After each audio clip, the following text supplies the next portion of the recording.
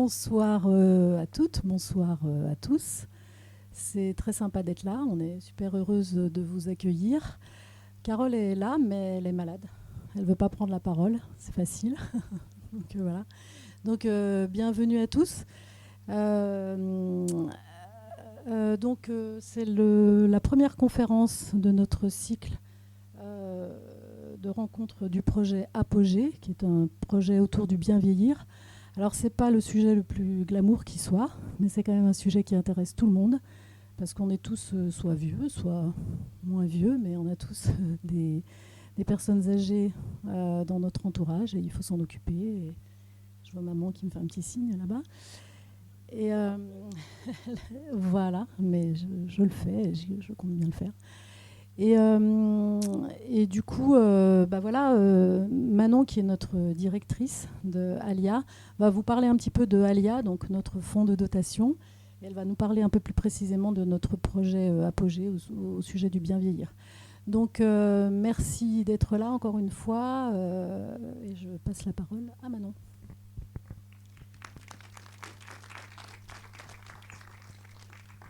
Merci à tous pour votre présence. Donc, je vais effectivement vous parler un petit peu d'Alia.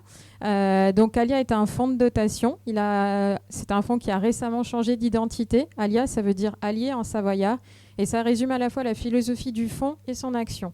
Dans son nom, il y a la territorialité. Et pour nous, c'est très important. On soutient une douzaine d'associations financièrement, quelques autres en partenariat maintenant. Et toutes ces actions sont implantées en Rhône-Alpes avec une action très territoriale. Un fonds de dotation, c'est un organisme de mécénat. On est à la fois redistributeur financier, donc en soutien à des associations, et à la fois aujourd'hui en tant qu'opérationnel avec ce projet d'Apogée. Donc les associations soutenues sont une douzaine, et nous avons 4 thématiques: la culture, la solidarité, l'environnement et le sport. Le fonds de dotation a été créé par Carole et Martine Dupessé en 2018. Et donc, à partir de cette année, donc ce lancement ce soir, c'est la conférence qui déclenche un peu le projet d'Apogée. Ce projet est en 2 phases. La première, c'est vraiment une phase ouverte très grand public dont vous faites partie ce soir, avec un cycle de conférences et de rencontres. Il y aura des projections, ça ne va pas être systématiquement une conférence, ça peut être des tables rondes. On est en train de créer un petit peu la programmation.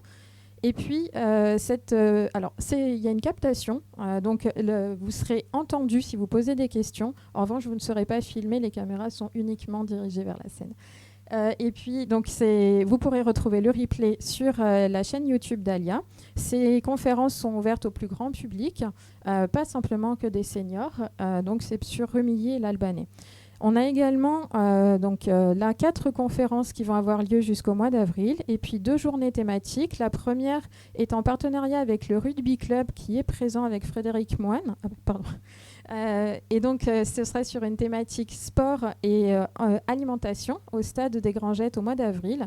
Et une deuxième journée qui sera sur la mobilité et la prévention et que l'on accueillera sur le site de Dupessé. Ces journées sont des journées d'ateliers, de rencontres, d'échanges avec des professionnels, avec des associations, dont une partie des associations qui sont soutenues par le fonds de dotation. Ces ateliers sont ouverts au grand public également. La deuxième partie du projet, c'est une démarche d'aller vers. Et donc là, ce sont les associations qui sont soutenues par le fonds de dotation qui vont faire des ateliers dans les EHPAD directement, le plus proche possible, soit de Rumilly, soit de leur implantation géographique, pour pouvoir créer du lien avec les résidents. À chaque fois, ça va être sur la thématique du sport, de l'interculturalité ou de l'art. Et c'est vraiment en fonction du cœur de projet, de ce qu'ils ont l'habitude de faire, même si là, on leur demande d'aller sur un nouveau public. La finalité de tout ça, ce sera un gala qui aura lieu mi-juin avec une restitution de projet. On s'engage sur un projet qui est triennal. Et donc là, pour l'instant, c'est une première partie. Et puis, ça va évoluer à partir du mois de septembre de l'année prochaine. Et donc, on a le plaisir d'accueillir Jean-Marc Lapiana, qui va du coup se présenter et présenter également son projet qui a été innovant, qui l'est toujours, et qui est donc sur l'accompagnement de la fin de vie des personnes. Merci.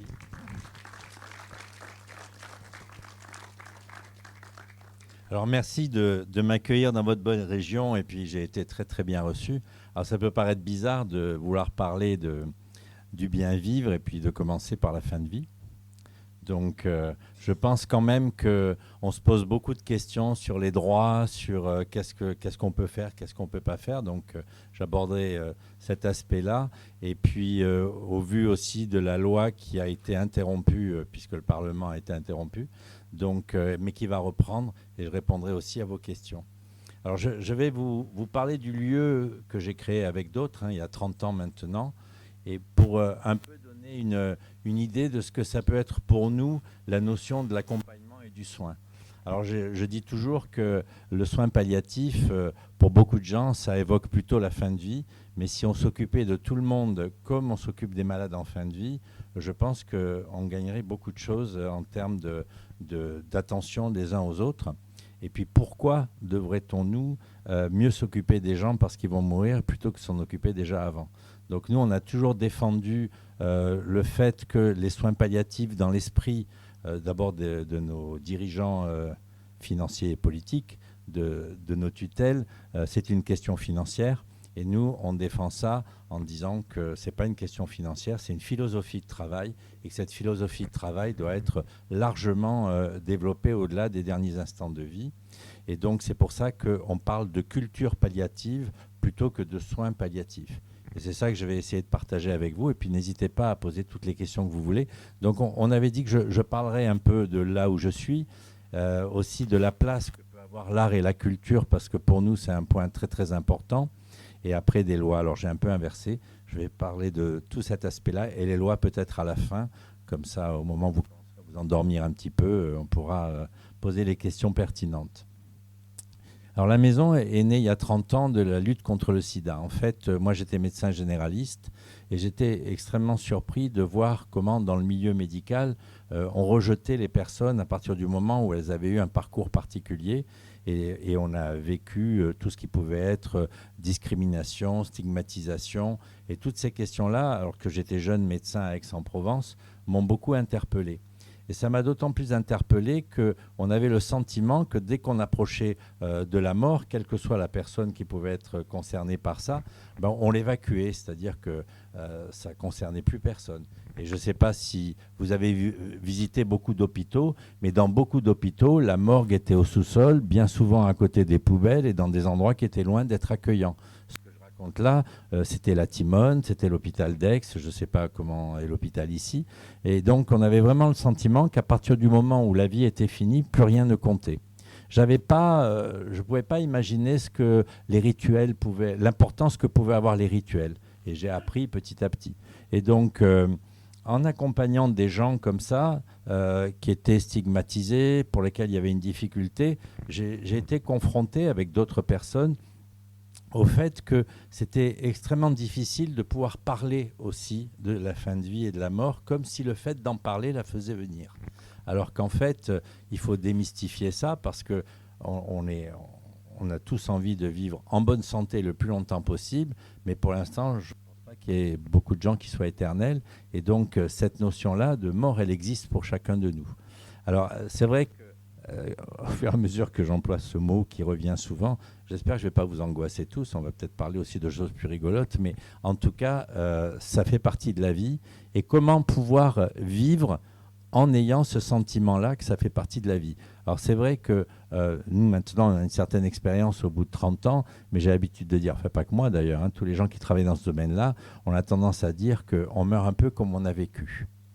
Et c'est ce qu'on vérifie bien souvent en fonction, évidemment, de ce qu'on peut avoir comme pathologie. C'est variable, effectivement, en fonction de ce qu'on vit, de la pathologie qu'on peut avoir. Et je vous donnerai quelques exemples de situations. Donc, quand on a créé la maison, personne n'avait confiance en nous, puisqu'on était un peu illuminés parce que nous, on y croyait. Et on a réussi à ouvrir cette maison. On accueillait 12 personnes. On accueillait des gens atteints de sida, mais d'emblée, on a voulu accueillir des malades atteints d'autres pathologies parce qu'on disait, en fait, ce qui compte, ce n'est pas tellement de savoir la maladie qu'a quelqu'un, mais c'est de savoir dans quelle situation est cette personne et qu'est-ce qu'on peut lui apporter. Au bout de quelques années, on s'est rendu compte que l'accompagnement en fin de vie était réservé essentiellement aux malades atteints de cancer. Et donc, on a trouvé que c'était injuste. Et nous, on s'occupait de malades atteints de sida, mais on ne voulait pas faire de discrimination par rapport aux pathologies. Donc, on a augmenté notre capacité d'accueil en 2003 et on est passé de 12 à 24 chambres. Et là, on est parti de l'idée que toutes les personnes, quel que soit l'âge et quelle que soit la pathologie, avaient accès aux soins palliatifs et on n'avait aucune raison de discriminer les pathologies. C'est pour ça que d'emblée, on s'est toujours battu, non pas contre les centres de soins palliatifs à l'hôpital, mais en tout cas en demandant que les lits de soins palliatifs ne soient pas dans des unités de cancer, mais qu'ils soient à l'extérieur pour que tout le monde puisse y accéder. Parce que quel que soit l'âge, on peut avoir envie d'être accompagné d'une certaine manière, et il y a des endroits où c'est possible, des endroits où c'est pas possible. Alors on a continué à travailler dans ce sens-là, mais dès 2003, on a pris conscience de la place que pouvaient avoir l'art et la culture dans l'accompagnement. Et on a ouvert 5 places de soins palliatifs en hôpital de jour. Alors les personnes qu'on recevait, qu'on reçoit toujours d'ailleurs, ne sont pas des gens qui vont forcément finir leur vie tout de suite, et ils venaient pas à ce moment-là pour des soins médicaux. Ils venaient uniquement pour travailler à travers l'art et la culture et essayer de redonner une estime de soi quand on sait que le temps est compté. Vous savez, souvent on dit quand quelqu'un a une pathologie, d'ailleurs je me souviens d'une anecdote, on avait les malades atteints de sida qui étaient jeunes et leurs parents nous demandaient mais qu'est-ce qu'il a ? Je vois que la situation se dégrade, dites-moi qu'est-ce qu'il a ? Et nous on répondait aux parents, on peut pas, c'est le secret professionnel, on ne peut pas vous le dire. Et on avait en même temps des personnes âgées dont les enfants nous disaient surtout ne lui dites pas ce qu'il a, ça le tuerait. Et on a trahi le secret professionnel comme ça pendant des années et des années.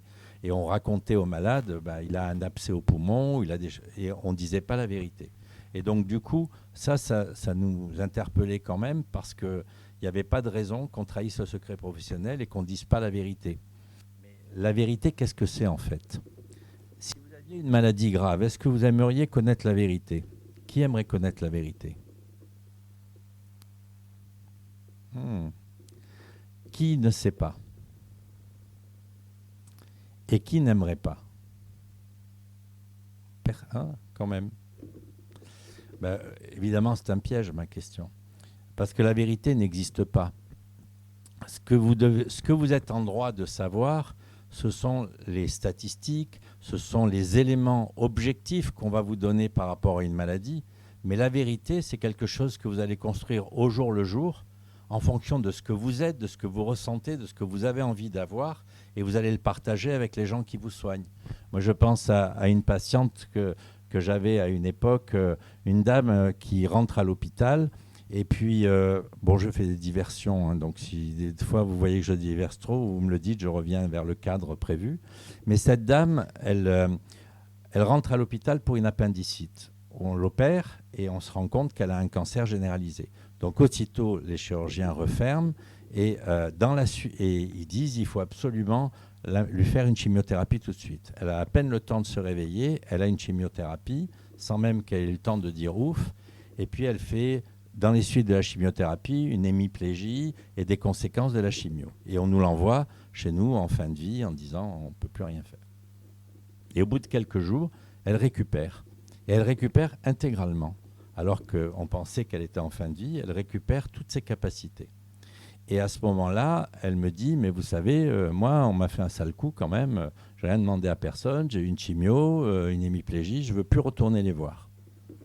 Et je dis, mais si c'est votre choix, est-ce que vous voulez au moins qu'on leur demande leur avis et tout ? Elle me dit, pas du tout.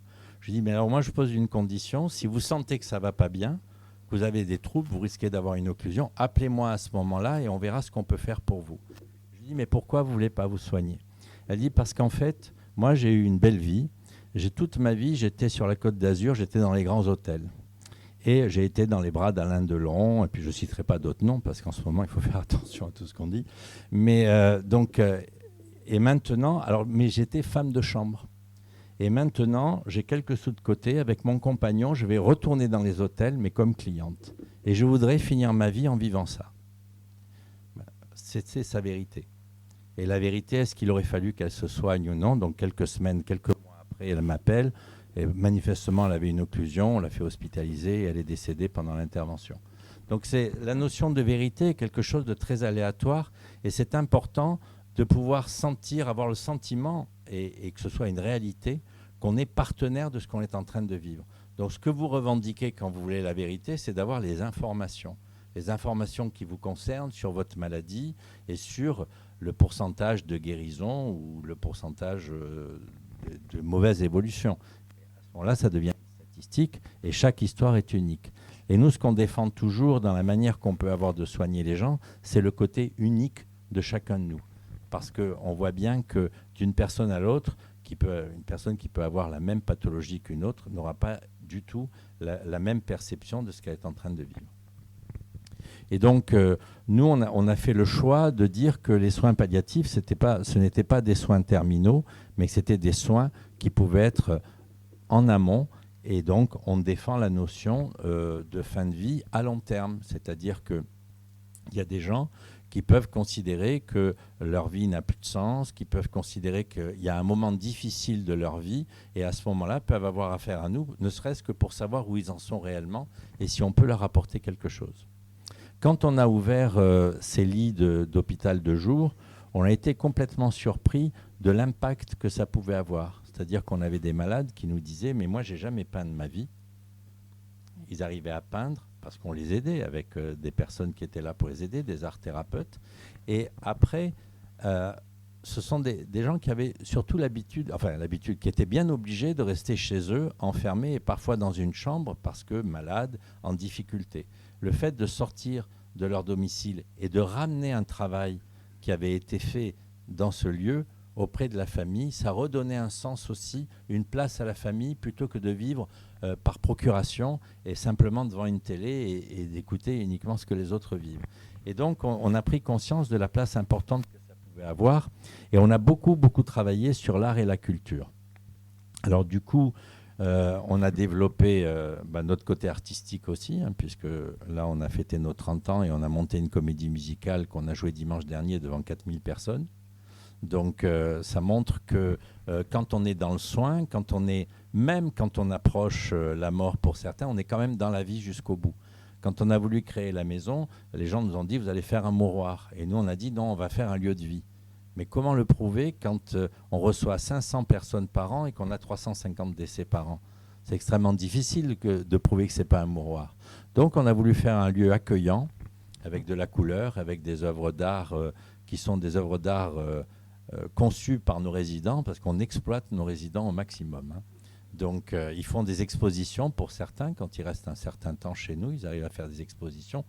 Franck a été témoin, et il a d'ailleurs fait participer nos résidents à une préparation théâtrale qui était absolument intéressante. Et donc, on se rend compte que quand on donne la possibilité aux personnes de sortir de leur lit, eh bien, ils s'en saisissent. Et ils s'en saisissent quel que soit l'âge et quelle que soit la situation. Et c'est ça qu'on essaye de dire. Et quand je partage ce temps avec vous, bien sûr, ce que j'ai envie de dire, c'est qu'à tous les moments de la vie, on peut s'accrocher à quelque chose qui peut continuer à donner du sens à la vie. Parce que autrement, si on a le sentiment que donner du sens à la vie, c'est simplement être productif, je pense qu'on ne sert pas à grand-chose les uns et les autres.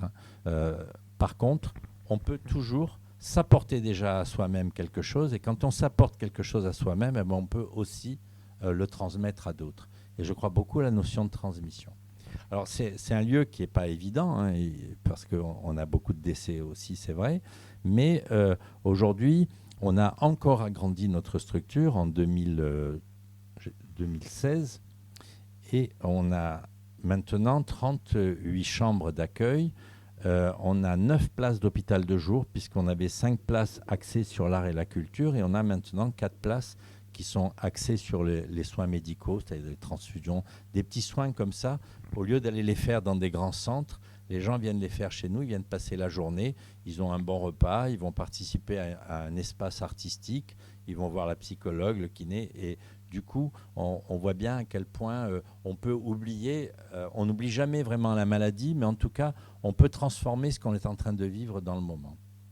Et moi, ça m'interpelle toujours, ça, parce que je suis sidéré, des fois, de voir les résultats, et je me dis, moi qui suis incapable de peindre, même de lire des fois, je ne lis pas beaucoup, ou d'écrire, de voir ce qui peut sortir. Et nous, on construit toujours des documents de ces travaux-là pour que ça laisse des traces et que les malades puissent les ramener chez eux et que les familles les gardent ces traces-là. Alors sur l'aspect artistique, alors c'est vrai que quand je raconte la maison, c'est toujours un peu embêtant parce que je ne voudrais pas que vous pensiez que je viens faire de la pub pour la maison ou que vous disiez après, ah ben regardez comme ils sont bien. Moi, ce que j'essaie de dire, c'est regardez ce qui est possible et partout où vous êtes, partout où vous avez un pouvoir et là, vous avez une association qui peut porter ça, voyez à quel point ce qu'on dit là, ce qu'on va dire là et ce que vous allez proposer, l'impact que ça peut avoir sur les gens, aussi bien pour ceux qui vont en profiter que pour ceux qui les entourent. Et d'ailleurs, je reviens sur la comédie musicale. On a travaillé pendant 1 an et demi, on était 130 sur scène du personnel. Il y avait 3700 personnes dans la salle. Et le prix d'entrée, c'était du vin ou du champagne. On fait la cave pour nos résidents. Donc si un jour vous venez déjeuner avec nous, il suffit de demander le vin que vous voulez. Je ne suis pas sûr qu'on ait toutes les années, mais on pourra quand même profiter autour d'une bonne table. Alors du coup, on a une salle à manger. Nos repas sont pris sur place. Les invités, les familles, les malades, le personnel, on mange tous ensemble. Et c'est le seul moment de la journée qui est rythmé. C'est-à-dire 13 à 14 heures et à partir de 19 heures. Et c'est important parce que, vous voyez, quand quelqu'un est dans une chambre d'hôpital, il va rester en tenue de chambre d'hôpital. Et là, on a des malades, pourtant, je vous dis, 500 personnes, 350 décès par an. Les gens viennent à table et s'habillent. On ne leur dit pas, il faut vous habiller. Mais ils font cet effort et on a même des fois des résidents qui ne peuvent plus manger, qui ne peuvent plus se lever de leur lit et qui demandent à venir en salle à manger avec le lit. Donc on les amène avec le lit dans la salle à manger, ils ont une perfusion et ils vont pouvoir... même des fois, je suis surpris parce que je me dis, ils ne peuvent pas manger, ils nous voient manger, surtout qu'on mange bien, ça doit être un peu dur pour eux. Et en fait, on se rend compte que tout ce qui nous surprend, ce sont des choses qui peuvent être complètement gommées à partir du moment où on a une attention particulière les uns vis-à-vis des autres. Et c'est ça, c'est la chose qui manque le plus aujourd'hui et qui manque le plus dans les résidences seniors, parce que moi je commence à avoir un certain âge, je m'inquiète pour mon avenir. Pour l'instant, je n'ai pas trouvé de lieu qui me convienne, mais c'est cette attention qu'on peut se porter les uns aux autres, et ça coûte pas cher. C'est pas une question c'est vraiment une question de regard. Je prends un exemple et quand on a créé la maison, c'est quelque chose qui me marquait. Quand je disais aux infirmières, vous voyez, quand vous mettez une perfusion, si vous mettez la perfusion comme ça et que vous parlez à la personne, ça n'a pas du tout le même impact que si vous regardez la personne et vous êtes à côté et vous lui parlez. Ça coûte pas plus cher. On n'a pas de tenue de travail, enfin ce sont nos tenues civiles qui sont lavées sur place parce que en fait, moi je me disais, le risque de la relation est nécessaire et il vaut mieux ne pas avoir une blouse qui protège faussement. Il y a l'impression que quand on enlève la blouse, on la met dans le placard, c'est terminé, mais s'exposer avec ce qu'on est, avec notre style, donc les tenues sont lavées sur place pour des questions d'hygiène, et après, travailler ce risque relationnel qu'on a. Et le risque relationnel, c'est peut être une souffrance, parce que ça peut nous renvoyer à des situations vécues, mais ça peut être aussi des relations très fortes qui ont été vécues entre certains soignants et certains patients, des relations amoureuses, platoniques, amoureuses, mais qui ont été très fortes. Et on préfère courir ce risque-là plutôt que d'essayer d'aseptiser complètement la relation à l'autre. Il n'y a pas de numéro sur les portes parce que quelqu'un qui est malade n'a pas forcément envie de recevoir tout le monde. Et donc les gens, quand ils arrivent chez nous, ils sont obligés de demander où est la personne. On demande à la personne si elle peut le recevoir. Autrement, on dit non, on est trop fatigué, revenez la prochaine fois, téléphonez, prévenez avant de venir. Donc c'est une conception du soin qui n'est pas si complexe que ça. Mais quand on a voulu faire ça au début, on nous a dit non, mais c'est impossible, ça n'existe pas. Et donc l'idée, pour moi, c'est de dire, quand on vient parler de ce qu'on fait, c'est pour montrer que c'est possible. Et pour dire aux gens, allez-y, parce que s'il y en a qui le font, peut-être que vous pouvez le faire aussi. Et c'est souvent le milieu associatif qui va permettre ça. Nous, on est 130 salariés, puisqu'aujourd'hui, on a 38 lits, on a 9 places d'hôpital de jour, on a l'art-thérapie, on a les équipes mobiles à domicile, donc on est nombreux, mais on a 50 bénévoles. Et la place des bénévoles est primordiale, parce que c'est le regard de la société civile dans un lieu de soins. Et vous savez que dans un lieu de soins, quand il y a un regard extérieur, c'est toujours vécu comme quelque chose d'un peu agressif, en fait. Et parce qu'on a toujours l'impression d'être surveillé. Alors que là, les bénévoles sont complètement intégrés dans le fonctionnement. Ils font partie de la vie, j'allais dire de la famille, oui, c'est un peu ça, une grande famille quand même. Et du coup, ça permet d'alléger aussi la notion médicale et d'apporter une relation sociale plus importante. Donc voilà comment on a conçu les choses et comment on essaye de les exporter en disant c'est possible. C'est possible dans tous les lieux de vie, c'est possible, mais ça demande du boulot, ça demande de l'engagement. Et c'est vrai que souvent, bon, alors vous entendez, vous savez bien qu'aujourd'hui, on manque de médecins, on manque d'infirmières, tout ça est compliqué, hein, c'est sûr. Mais il n'y a pas que ça. Il y a aussi le type d'engagement qu'on peut avoir dans ce genre de métier. Et moi, je crois que les soins palliatifs redorent le blason du métier de soignant. Parce que ça remet une relation réelle, et c'est ce qu'on vient chercher quand on est soignant. On le perd peut-être parce qu'à certains moments, on est embrigadé dans quelque chose qui vous tire vers le bas, mais c'est ça qu'on vient chercher. On vient chercher de la relation à l'autre, de l'aide. On vient peut-être réparer même quelque chose. Je n'ai pas encore fait ma psychanalyse, j'attends encore quelques années. Quand je suis en maison de retraite, j'aurai du temps de libre. Donc je ferai ma psychanalyse à ce moment-là. Je demanderai à Franck de m'aider, parce qu'il est venu bien observer beaucoup de choses. Donc voilà comment nous, on a conçu ça. Alors, on reçoit des gens qui peuvent avoir... la personne la plus jeune qu'on ait reçue avait 13 ans et la personne la plus âgée, 104 ans. Alors elle s'appelle Théa et elle est marrante parce qu'elle est venue chez nous il y a 4 mois de ça à peu près en me disant, voilà, moi je suis fatiguée, j'en ai marre de la vie, je voudrais que ça s'arrête. Alors... il faut dire que je connaissais sa fille qui était médecin et elle m'avait déjà convoqué chez elle il y a un an et demi en me disant, écoutez, je sais que ma fille vous aime beaucoup, donc je veux vous connaître parce que le moment venu, je veux que ce soit vous qui vous occupiez de moi et en gros, vous avez intérêt à faire ce que je vous demande. Donc elle rentre chez nous en disant, moi c'est fini, j'en ai marre, bon, c'est compliqué, pas de pathologie particulière, pas de raison de mourir tout de suite, pourquoi l'aurions-nous aidé à mourir simplement parce qu'elle dit je suis fatiguée, c'est compliqué. On peut l'entendre, mais ça reste quand même...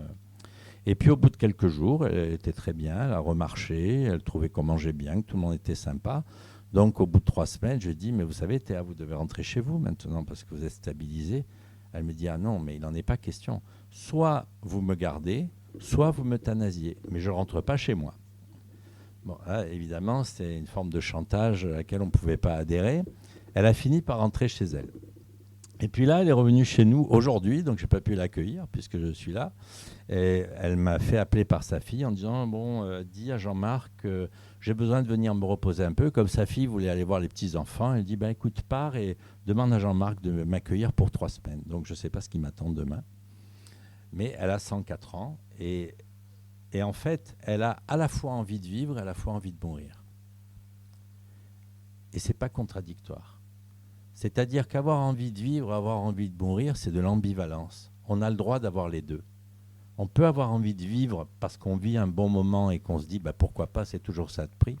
Et dans le même temps, ou dans le jour qui suit, on peut avoir envie de mourir parce qu'on a souffert, parce qu'on a une autre vision des choses, parce qu'on a rencontré une situation qui nous a heurtés et qui nous enlève un peu ce sens de vie. Et l'ambivalence, bah, c'est ce qui fait la vie au quotidien. Je pense que, enfin, sans que vous dévoiliez quoi que ce soit, mais même dans vos vies affectives, n'avez-vous pas eu des doutes parfois entre l'un ou l'autre, l'une ou l'autre, hein, et cette ambivalence, bah, c'est ce qui fait la vie quand même aussi. Et ça, nous, on travaille beaucoup là-dessus parce que on a des personnes qui arrivent en nous disant ben, je sais qu'on n'a pas le droit à l'euthanasie et au suicide assisté, mais moi, j'en ai marre, je viens chez vous.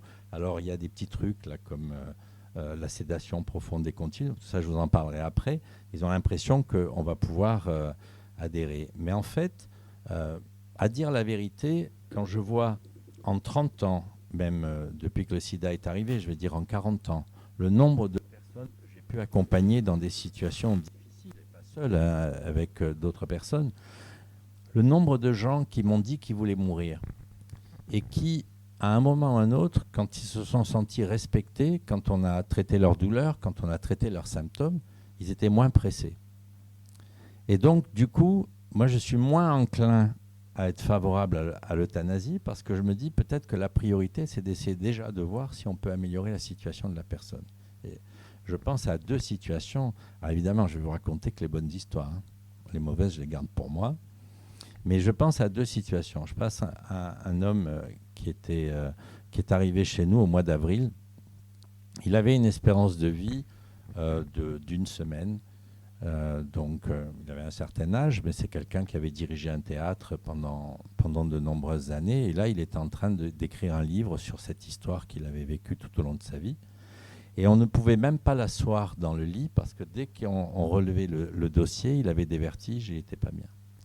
Mais il avait toujours une chimiothérapie.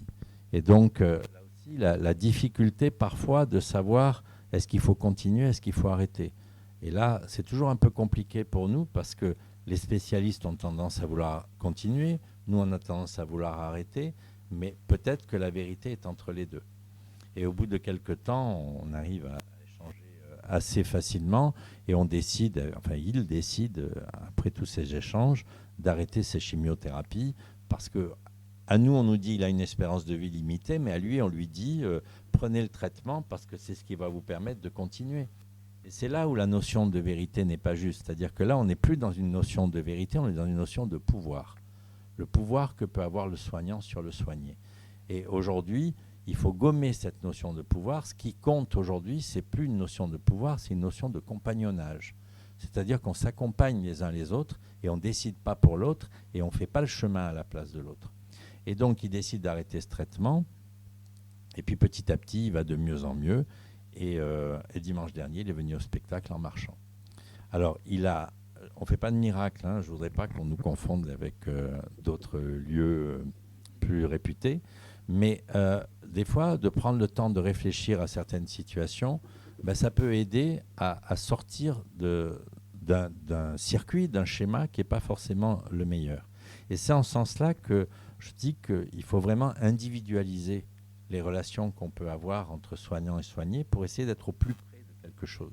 Ça ne veut pas dire qu'on va réussir à chaque fois.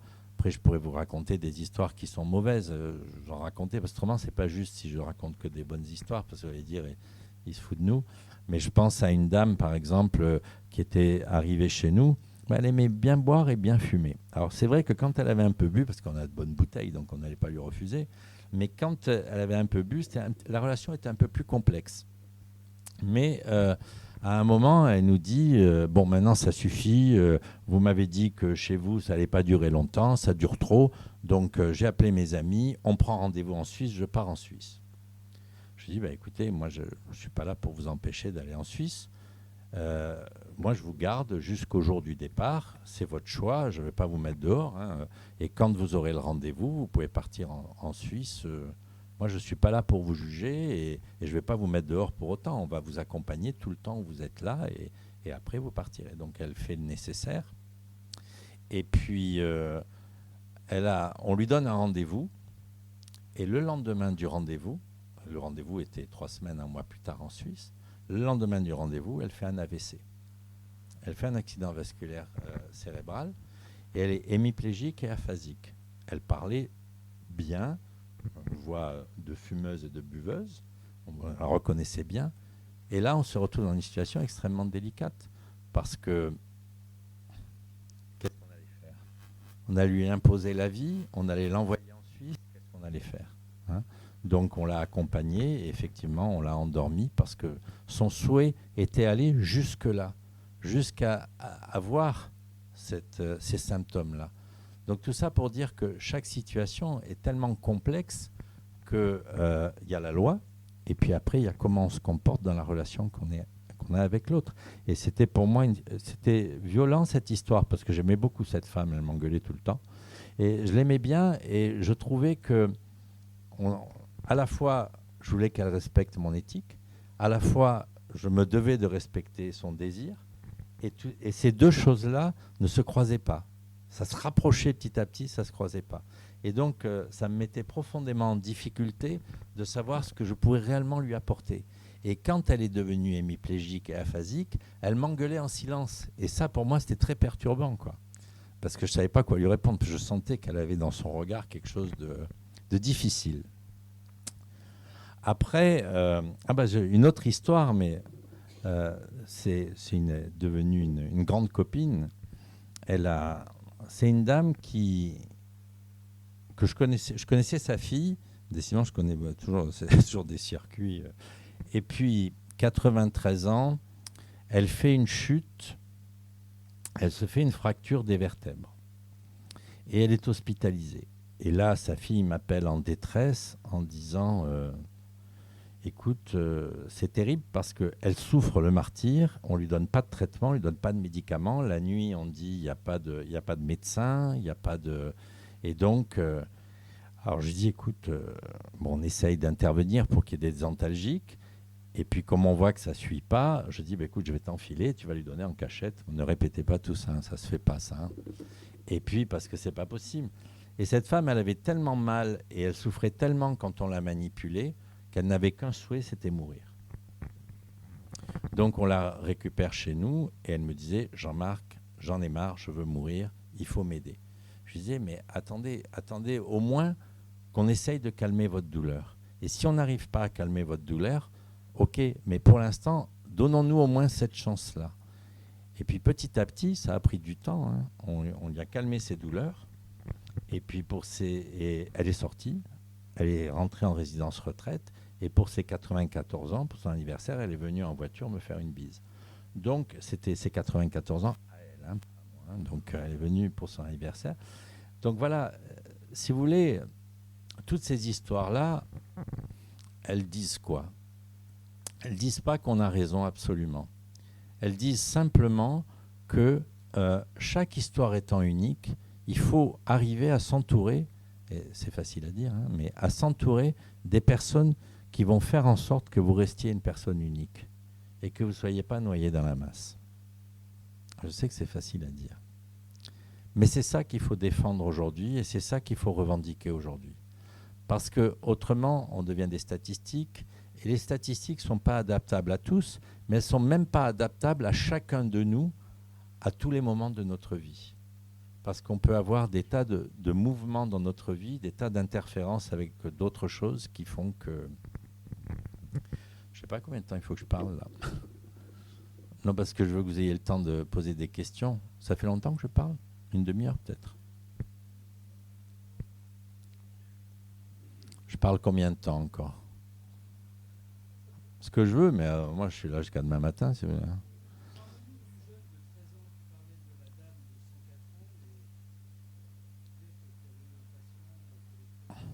Oui.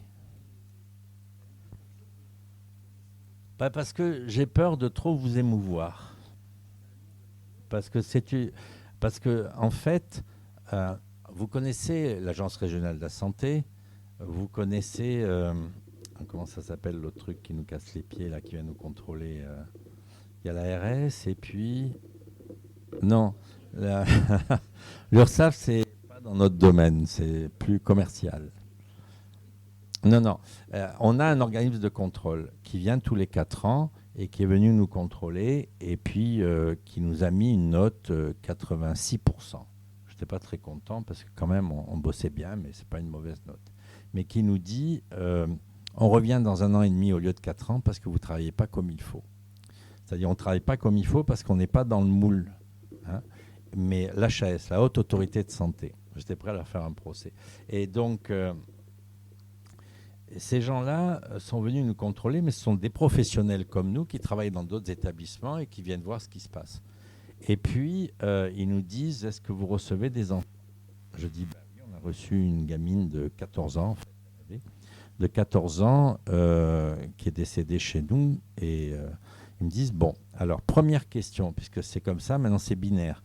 Si vous répondez oui à la première question, vous avez droit à la deuxième. Autrement, non, vous avez 0 sur 100 sur cette question-là. Et première question, est-ce que vous avez demandé le carnet de santé? Oui, alors, non. Ah ben, vous n'avez pas le droit aux autres questions. Je dis non, mais c'est pas possible, vous pouvez pas, c'est pas possible. Je veux connaître la deuxième question. La deuxième question, c'est est-ce que vous avez formé votre personnel? Je dis ben non, on m'a appelé le matin, c'était une urgence, on sentait qu'il fallait faire vite. J'avais une place, je l'ai prise l'après-midi, 130 salariés. Vous voulez que je les forme entre midi et 2? Par contre, c'était la veille pour le lendemain. Par contre, je les ai consultés en disant, voilà, on n'a pas l'habitude d'avoir des enfants, je sais que ça fait peur, on va se serrer les coudes. Le service de la Timone Pédiatrie, on leur dit, ben, écoutez, on va travailler ensemble, on se serre les coudes, et puis s'il faut, on augmentera les équipes, on sera présent plus, mais tout le monde m'a dit, on y va. Et donc, j'étais furieux après eux, parce que cette enfant, elle est restée 24 heures chez nous. Elle est arrivée l'après-midi, elle est morte le lendemain matin, même pas 24 heures. Elle est arrivée consciente, et ses parents lui ont dit, tu sais, tu vas venir là-bas, ça te sort de l'hôpital, parce que ça fait des mois qu'elle était à l'hôpital, et tu auras un bain, parce qu'on a des baignoires. Et vous n'imaginez pas ce que c'est que d'avoir un bain quand on est malade. Et donc, on n'a pas eu le temps de lui donner le bain, parce qu'à 7h30 du matin, son état s'est dégradé dans la nuit et elle est décédée. Et donc, je fais la corrélation pour dire pourquoi il faut se battre contre nos institutions bien souvent, et il faut être un peu révolutionnaire où qu'on soit, parce qu'on avait une mauvaise note, mais les infirmières m'ont appelé à 7h30 en me disant, écoute, elle est décédée, Inès est décédée, ses parents lui ont promis un bain, est-ce que tu acceptes qu'on la baigne en étant morte? Avec ses parents. Et j'ai dit oui, j'arrive et on va le faire. Et quand je suis arrivé, ils étaient en train d'installer la gamine dans la baignoire. Et j'étais très touché parce qu'ils l'ont couverte d'une couverture, mais ils n'ont pas couvert le visage. Et elle a été baignée comme ça, les parents sont restés auprès d'elle. Et j'ai trouvé ça d'une humanité absolument extraordinaire. Les parents nous remercient tout le temps. Et du coup, ils font maintenant des bancs qui mettent dans les écoles parce comme elle était rousse, elle était discriminée et elle se défendait par rapport à ça, et ils mettent des bancs dans les écoles contre les discriminations. Et ils nous ont offert un banc. Et quand on a fait la comédie musicale dimanche dernier, il y avait le banc d'Inès en plein milieu qui était là. Donc voilà, pour dire l'importance des symboles et l'importance de ces choses-là qui peuvent paraître complètement aberrantes. Et pourtant, des fois, pourquoi pas? Pourquoi ne pas faire ça? Pourquoi pas? Vous avez vu le film La maison de retraite ou un truc comme ça, avec tous les vieux artistes retraités là? Alors moi, j'en ai vu qu'un extrait parce que nous, on connaît bien Amanda Lear, c'est une bonne copine, et elle joue dedans. Et dans cette maison de retraite, on ne laisse pas sortir les vieux parce qu'on essaye un peu de les exploiter et tout. Mais vous voyez, tout ce qu'on ne fait pas, parce que c'est risqué, parce qu'il y a un interdit, parce qu'il y a... Tout ça, il faut se battre contre ça, parce que qu'est-ce qu'il y a de plus dangereux que de mourir en définitive? Les bénévoles à Gardanne, ils ont fait un livre. Je crois que je diverge complètement, mais il faudra me donner une limite quand même, parce qu'il faut que je vous parle des lois et de ce à quoi vous avez droit quand même, c'est important. Et les bénévoles, ils ont fait un livre que j'ai découvert, et ils ont raconté des histoires vécues entre les bénévoles et les résidents. Parce que les résidents, s'ils veulent aller à la plage, s'ils veulent aller boire une bière à Gardanne, s'ils veulent aller au marché, ils peuvent.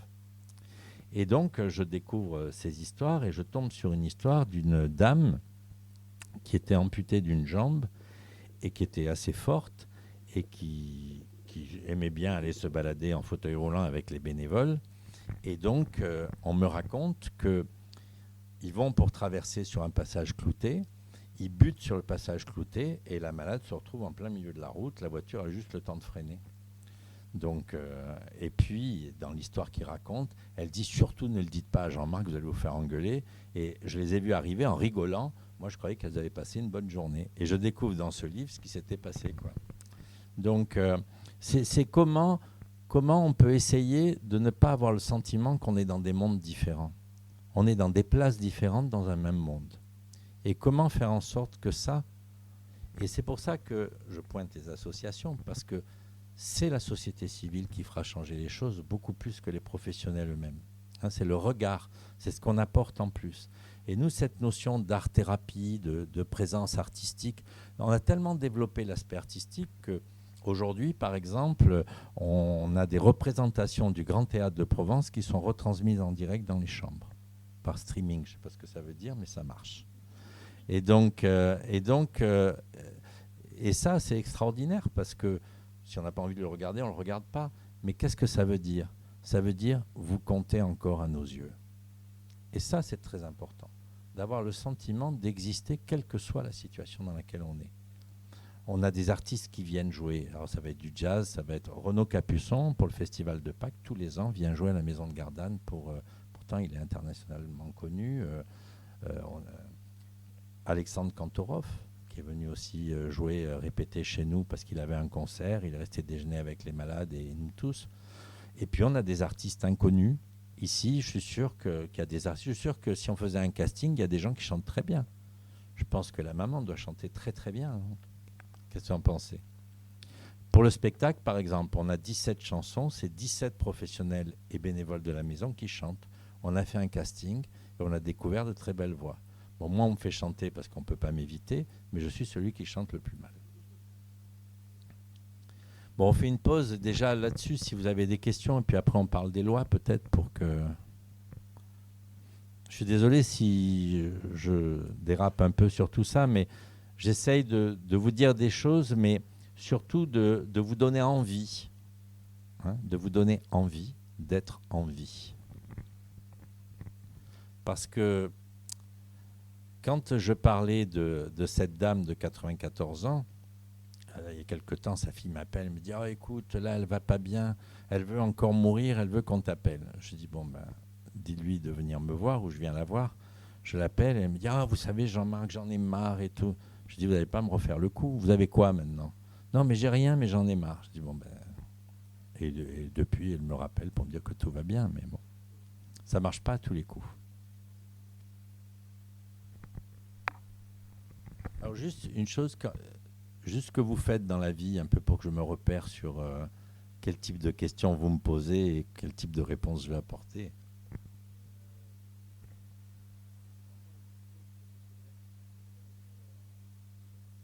Ouais, c'est bien ça.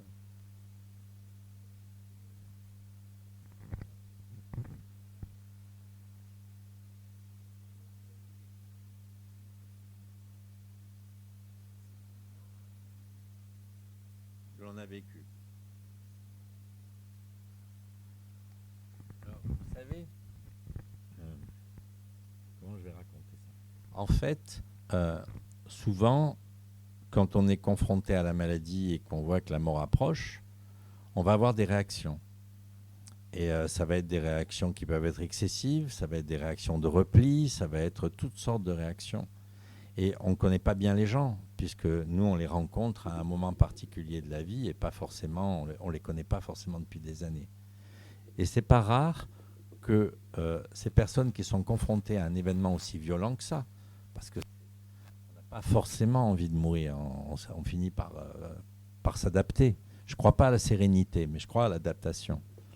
Et souvent, dans ces temps de vie-là qui restent, les gens vont avoir le même type de comportement qu'ils avaient avant. Je prends un exemple. Il y a des gens qui ne vont pas supporter la douleur, qui ne vont pas supporter la souffrance et qui vont l'exprimer d'une façon très forte. Et quand on questionne un peu sur comment ils ont vécu, on ne va pas traiter de la même manière. Parce que quelqu'un qui va crier sa douleur, si vous endormez sa douleur, vous le bâillonnez et vous l'empêchez d'exprimer sa douleur. Et c'est une erreur à ce moment-là, parce qu'il y a des gens qui ont besoin d'exprimer leur douleur. Il faut faire une analyse suffisamment fine pour ne pas les laisser souffrir, mais voir quel est le bon équilibre pour qu'à la fois ils soient calmés, mais qu'à la fois on ne les calme pas complètement, parce que c'est aussi un moyen d'expression. Moi, si j'ai mal aux dents, tout le quartier va le savoir. On ne me mettra pas sous morphine pour autant. Je ne sais pas si c'est clair ce que je dis, mais... Et en fait, c'est là où c'est important d'individualiser ce que vit quelqu'un, parce que d'une personne à l'autre, en fonction de votre culture, en fonction de votre histoire, ben, ce n'est pas la même chose. moi, je vois, par exemple, bon, c'est vrai que nous, on est très présents auprès des résidents. Et puis, on ne fait pas de visite de groupe. Nous, on va dans les chambres à 2 maximum. Par contre, on fait une visite tous les jours de 2 à 3 dans un salon où tous les gens présents dans la maison viennent raconter ce qu'ils savent du malade et on prend des décisions là pour être au plus près de ce qui se passe et tout le monde est écouté. C'est-à-dire qu'on va avoir le cuisinier qui peut nous dire parfois, ben moi j'ai remarqué qu'à table il y avait ça ou ça. Donc la parole circule le mieux possible. Elle ne circule pas toujours bien, ce serait trop beau, mais elle circule le mieux possible. Et du coup, j'ai perdu mon idée.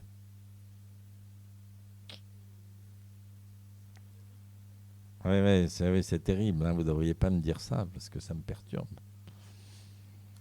La question, c'était...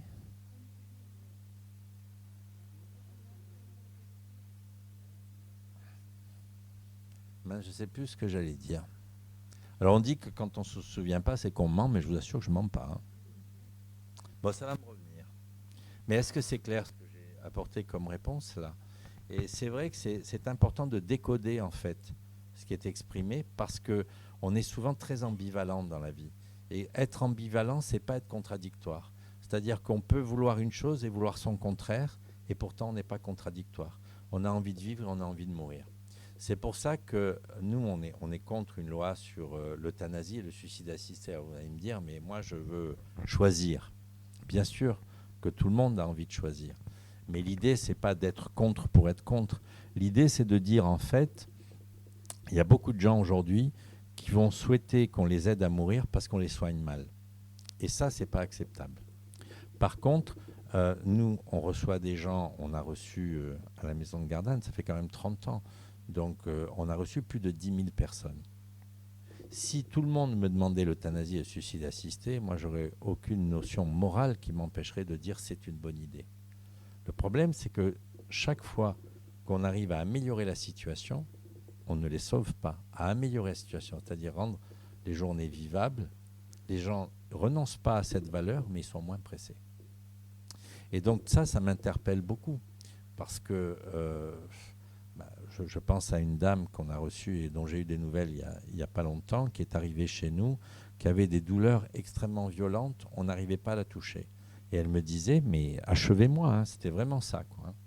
Et donc on a réussi, on avait du mal à calmer ses douleurs, on lui faisait respirer un gaz pour l'endormir. Enfin, l'Antonox, c'est un gaz qui calme les symptômes et les douleurs, mais vous restez vigilant, mais vous ne vous souvenez pas de ce qui s'est passé. Ça nous rendrait service dans la vie de temps en temps, d'ailleurs. Et puis, on lui fait respirer ça, ce qui fait que... Et puis, cette personne, petit à petit, on a réussi à calmer ses douleurs. C'était il y a 6 mois maintenant. Et elle est chez elle. J'ai eu des nouvelles récemment. Je raconte que les belles histoires, hein, parce qu'il y en a eu d'autres qui n'étaient pas aussi bien. Mais ce que je veux dire par là, c'est qu'il faut faire attention à ce qui nous semble insupportable déjà avant d'avoir vécu. C'est-à-dire que moi, je ne veux pas vivre ça et je veux pas... Parce que tant qu'on n'est pas dans des situations de fin de vie, on ne peut pas savoir réellement comment on va réagir. Souvent, on me pose la question, mais vous qui avez l'habitude depuis 30 ans, qui avez vu autant de centaines, de milliers de personnes, hein, je peux dire ça quand même, hein, parce que je peux dire que je bosse beaucoup quand même. Hein, eh bien, quand on me dit qu'est-ce que je voudrais pour ma fin de vie, je dis, je n'ai nourri que des doutes. Je ne sais pas. Je ne sais pas du tout. Donc... oui.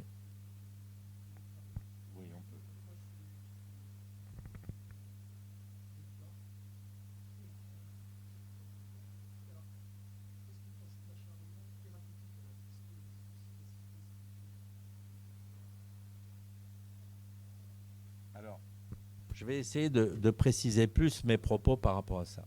Je n'ai pas de jugement ni sur le suicide assisté, ni sur l'euthanasie.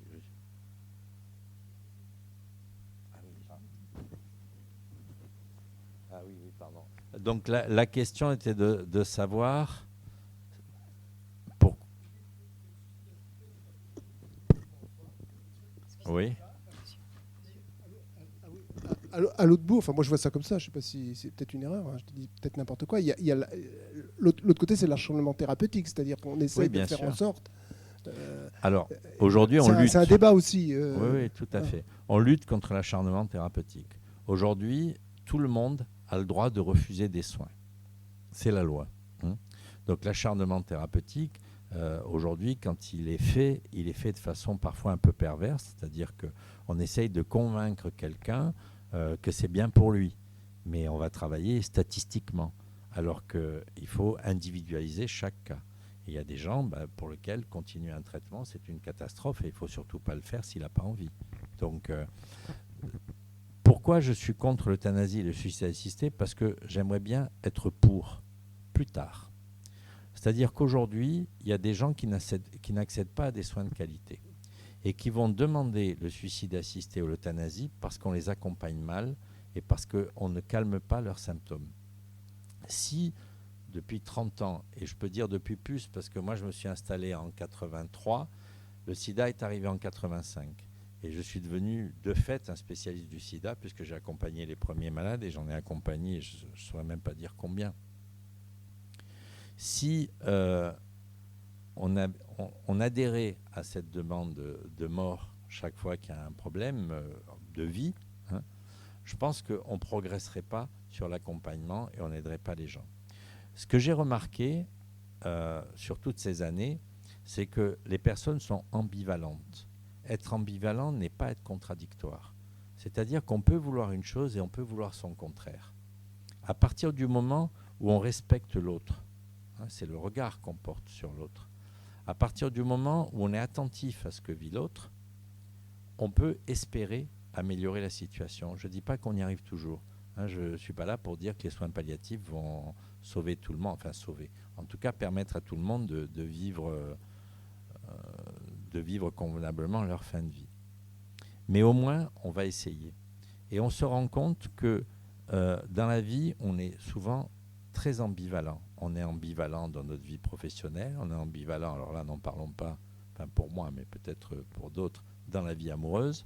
Je veux dire, il y a quand même l'ambivalence, c'est quand même aussi quelque chose qui est propre à l'être humain. Donc, moi, je pense que je serais pour une loi qui légalise l'euthanasie ou le suicide assisté à partir du moment où tout le monde accède à des soins de qualité, à des soins de fin de vie de qualité. Parce que si, avec l'expérience que j'ai, je ne me vante pas du tout, mais ça fait quand même plus de 30 ans, et puis je ne sais pas combien ça fait, 85 à aujourd'hui, ça fait plus de 30 ans, oui. Ça fait 40 bientôt. Bon, comme quoi, vous voyez, j'ai plus d'âge. Et eh bien, si j'avais vécu autre chose, je dirais autre chose. Mais l'expérience que j'ai, qui est une expérience d'une simplicité extraordinaire, ce sont des relations humaines, tout ce qu'il y a de plus simple, je ne peux pas dire autre chose parce que j'ai vraiment le sentiment, je ne voudrais pas voler du temps de vie à des gens qui ont encore du temps de vie.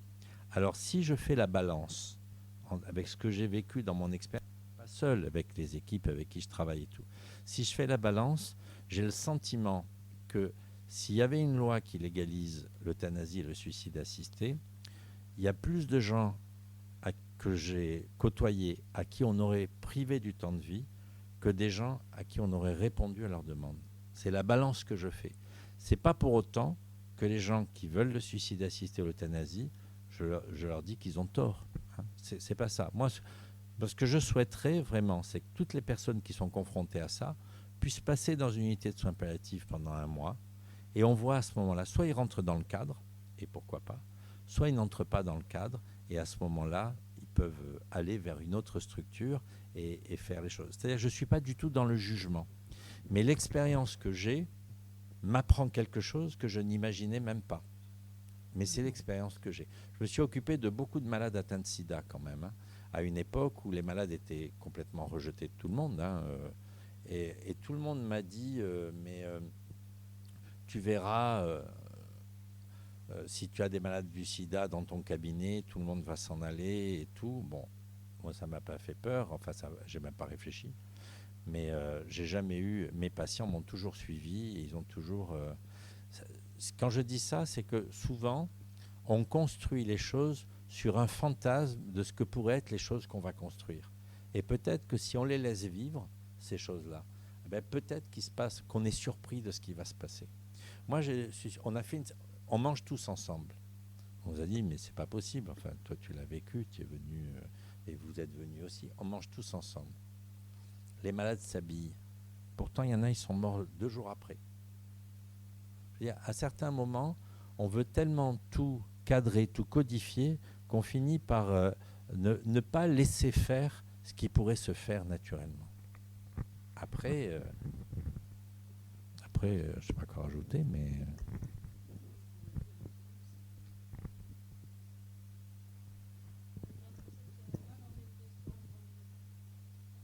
Attention, parce que lui, il prend la parole. Je fais court. Non, ce que je pourrais juste te dire, c'est que par rapport à ce que tu dis, ce que ça m'évoque, c'est la notion de vie. Et en fait, quand on parle de la maison, et quand, pour y avoir été maintes fois depuis 1 an et demi, ce que les patients disent, ou le témoignage, c'est le rapport à la vie. Alors la vraie question que je me pose, c'est tous de dire, quand on arrive à la maison, et c'est pas pour faire l'éloge de ce que tu as créé et de la personne que tu es, que ce soit... Oui, mais je vais éviter. Ce que je veux dire, tous de dire, on a eu un parcours dans les hôpitaux extrêmement compliqué, de par le nombre de patients que nous sommes, etc., etc. L'humanité est partie à la trappe bien souvent, ce qui n'est pas toujours vrai. Je peux en témoigner également. Mais ce que je constate, c'est que la notion de vie reste très forte. Et quand tu dis les gens s'habillent alors que peut-être dans 48 heures ils ne sont plus là, c'est que vous laissez de la place à tout ce que la vie peut apporter et tout le risque dont tu parlais, que ça engendre aussi. Quand, une fois que le déjeuner a été donné cet hiver et que tout d'un coup un cheval est arrivé dans la salle de restaurant, j'imagine qu'une inspection d'hygiène serait passée, il serait devenu fou furieux. Oui, surtout qu'il a fait ses besoins en plein milieu. Voilà. Et que les malades descendaient avec leur lit, pour certains, pour accueillir la connexion au cheval. Bon, ben voilà, c'est de la vie qui circule. Et je pense qu'une des grandes forces de cet endroit-là, c'est de laisser les gens vivants jusqu'à leur fin et de mourir vivants. Et moi, je pense que c'est ça, c'est ce que j'ai vu. Tu m'as demandé d'écrire sur la maison, je suis en train d'écrire la pièce. Mais c'est bien ça, pour moi, la chose la plus évidente, c'est de risquer la vie jusqu'à sa mort. Et ça, je trouve que c'est rare, extrêmement rare. Dans les hôpitaux, bien évidemment, pour des tas de raisons, on les endort très vite. Ou parce que c'est un peu compliqué, parce qu'on a 93 ans et qu'on ne va pas garder quelqu'un qui de toute façon va crever. Donc allez, on va accélérer un peu le processus parce que ça coûte cher un lit d'hôpital et ça coûte tant et qu'on ne va pas dépenser trop de pognon. Et bien là, ce que je trouve dingue, c'est quand même que des gens sont là pour 10 jours et vont rester 3 semaines, comme tu dis, vont repartir, revenir. Donc du coup, comment vous réussissez à faire vivre cette maison financièrement? Comment ça se passe? Est-ce que la grande question, c'est est-ce que les gens payent? Voilà, tu vois, comment vous faites ce miracle que tu n'aimes pas appeler miracle, mais comment vous faites? D'abord, on est un établissement privé à but non lucratif, participant au service public. Donc, on a les contraintes du public et les contraintes du privé. Mais on est public, en fait. Et les gens ne payent pas, c'est une hospitalisation. Hein. Donc, théoriquement, ils doivent payer 20 € de forfait journalier et 80 € de chambre seule. Donc, c'est 100 € par jour. Vous imaginez bien que personne ne peut les payer. Donc, nous, notre choix, c'est de dire que les 20 € du forfait journalier, souvent les mutuelles les prennent. Quand le prix de chambre seule, puisque c'est comme ça, de 80 €, il peut être pris par la mutuelle, que ce soit 30, 40, 60 ou 80, on facture. Mais on ne facture jamais aux personnes. Donc pour les gens qui viennent, c'est gratuit. Je n'ai jamais voulu qu'il y ait de lieu discriminatoire. Et d'ailleurs, parfois, ce ne sont pas forcément les plus fortunés qui nous laissent, qui font un chèque à un moment ou à un autre. Tous les cas de figure sont possibles. Voilà. Alors après, nous, on est déficitaires. Mais comme nous avons une culture du spectacle, nous avons, alors pas sur le spectacle que nous avons fait là, mais cet été, on a fait un spectacle à l'Archevêché à Aix, pendant le festival d'Aix, avec Hermonella Yao, qui est une grande chanteuse internationale, qui a accepté de chanter pour nous gratuitement. Ça nous a rapporté 45 000 €. On a eu 1 500 € de frais, c'est extraordinaire. Donc voilà, après, on se débrouille. Mais je pense que quand on laisse la place aux gens, quel que soit leur statut, ils la prennent. Quand on décide pour les autres, il y a des gens qui n'ont plus l'énergie pour défendre leur place. Quand moi je viens partager ce temps avec vous, c'est pas pour que vous disiez ah ben tiens c'est super ce qu'ils font et tout. C'est pour que vous sachiez qu'il existe des choses et que vous pouvez vous en saisir là où que vous soyez. Et pas avoir le sentiment qu'il y a une seule manière d'appréhender ce qu'on est en train de vivre. Si ça existe ailleurs, ça peut exister ici aussi. C'est-à-dire que moi, mon seul objectif ici, c'est de vous donner envie d'y aller, quoi, hein, jusqu'à la dernière minute. Et c'est pour ça, quand on a créé la maison, on nous a dit, vous allez créer un mouroir. Je me suis dit, c'est vrai qu'on a 350 décès par an sur 500 admissions. On ne peut pas dire que ce n'est pas un lieu où les gens meurent, quoi, hein. Et quand il y a des émissions de télé et tout, les gens nous disent « Ah non, mais vous n'êtes pas un centre de soins palliatifs, ils viennent en salle à manger, il y a de l'art-thérapie, il y a un artiste qui est venu. » On a 350 décès sur 500 admissions. Donc, on a les mêmes statistiques qu'ailleurs. Mais, voilà, le temps qui reste, pourquoi doit-il être de moins bonne qualité, hein? On est vivant jusqu'au bout, hein. On est vivant jusqu'au bout. Alors après, ça demande une énergie, ça demande... Mais quand on est 130 sur scène, 15 enfants, des familles, des malades et des bénévoles, et qu'on travaille pendant 1 an et demi pour faire une comédie musicale, on sait pourquoi on le fait et pour qui on le fait. Et donc ça n'a plus du tout le même impact, ça n'a pas le même poids et c'est très fédérateur. Alors je n'ose pas trop dire ça parce que j'ai déjà 2 démissions cette semaine. Mais en principe, après le spectacle, on a une tranquillité d'absentéisme qui diminue de manière importante pendant au moins quelques mois parce qu'il y a quelque chose qui est de l'ordre de fédérer. On se fédère. Après, moi, je ne sais pas comment... Ce qui me semble aujourd'hui, c'est qu'on est dans des milieux qui sont extrêmement difficiles parce qu'on est à la recherche de moyens, à la recherche de ressources humaines et tout. Donc, tout ça est devenu très difficile. Mais qu'on puisse dire qu'à des moments comme ça, il peut y avoir des choses qui se vivent, qui sont d'une certaine intensité, ça me paraît important. On avait un malade qui avait une maladie de Charcot. Vous savez ce que c'est que la maladie de Charcot? Tout le monde en parle, c'est l'horreur. Bon. Nous, on en a en permanence 3, puisqu'on a 3 unités. Donc, on fait des séjours alternés pour pas qu'il y ait une démobilisation des familles, parce que voilà, on ne peut pas garder quelqu'un à l'année. Et donc, on a des patients. On a gardé un malade pendant 10 ans, parce qu'il était sous respirateur. Et ce malade, il ne voulait pas mourir. Mais avant de venir chez nous, il vivait en réanimation. Et en réanimation, ça coûtait 5 fois plus cher, hein. C'était 2 500 €, là où on était, nous, à 500 € par jour. Même pas à l'époque. Bon. Et ce malade, il avait envie de vivre parce qu'il avait des enfants, que sa famille vivait sur son indemnité de maladie, qui jouait aux courses et qui gagnait, et tout ça pour sa famille. Et en fait... c'est quelqu'un, il disait la seule chose que je ne veux pas accepter, pourtant il avait une ventilation artificielle, je ne veux pas être nourri par perfusion. C'est la dernière limite que je ne veux pas avoir. Eh bien, il a été nourri par émulsion, du couscous en émulsion, puisqu'il était algérien, du couscous en émulsion, parce que ça correspondait à sa culture. Et moi, je suis admiratif de voir que mes cuisiniers aient eu envie d'aller jusque-là.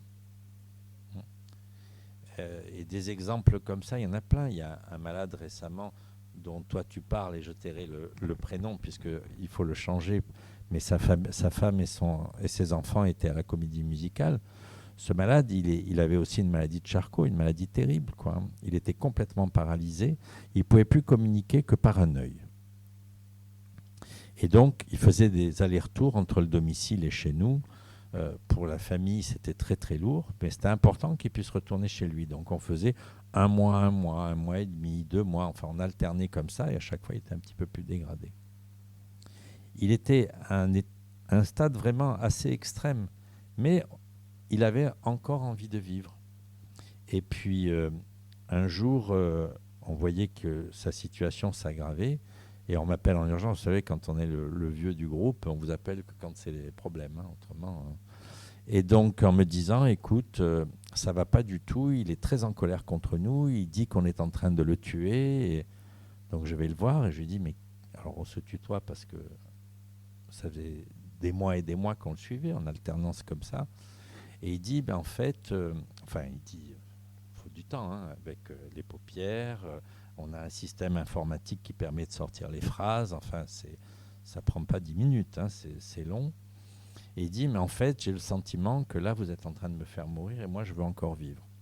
Mais il tenait à un souffle de vie, vraiment, c'était vraiment un souffle de vie.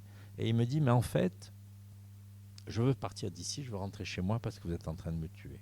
Alors qu'on avait une relation très très forte avec lui, les soignants étaient, enfin c'est quelqu'un qui avait impacté tout le monde, hein, qui était et je trouvais que c'était bizarre, et donc on prend le temps et je dis, écoute, on a effectivement mis des traitements par rapport à la douleur parce que tu avais mal, tu as le sentiment que ces traitements te font mourir effectivement.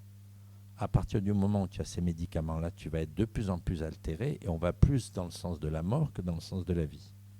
Maintenant, où vas-tu aller? À domicile, ce n'est pas possible. Si tu ne supportes pas ces traitements et si tu as l'impression qu'on te trahit, on les arrête. Et au lieu d'avoir un traitement continu, on te fera un médicament chaque fois que tu le demanderas, comme tu le demanderas. Et on ne fera pas plus. Et donc, il est resté avec nous. Là, on a eu l'impression que la confiance revenait. Il est décédé 48 heures après, hein, mais parce qu'il tenait à un fil. Mais comment avoir encore envie de vivre quand on est dans un état pareil?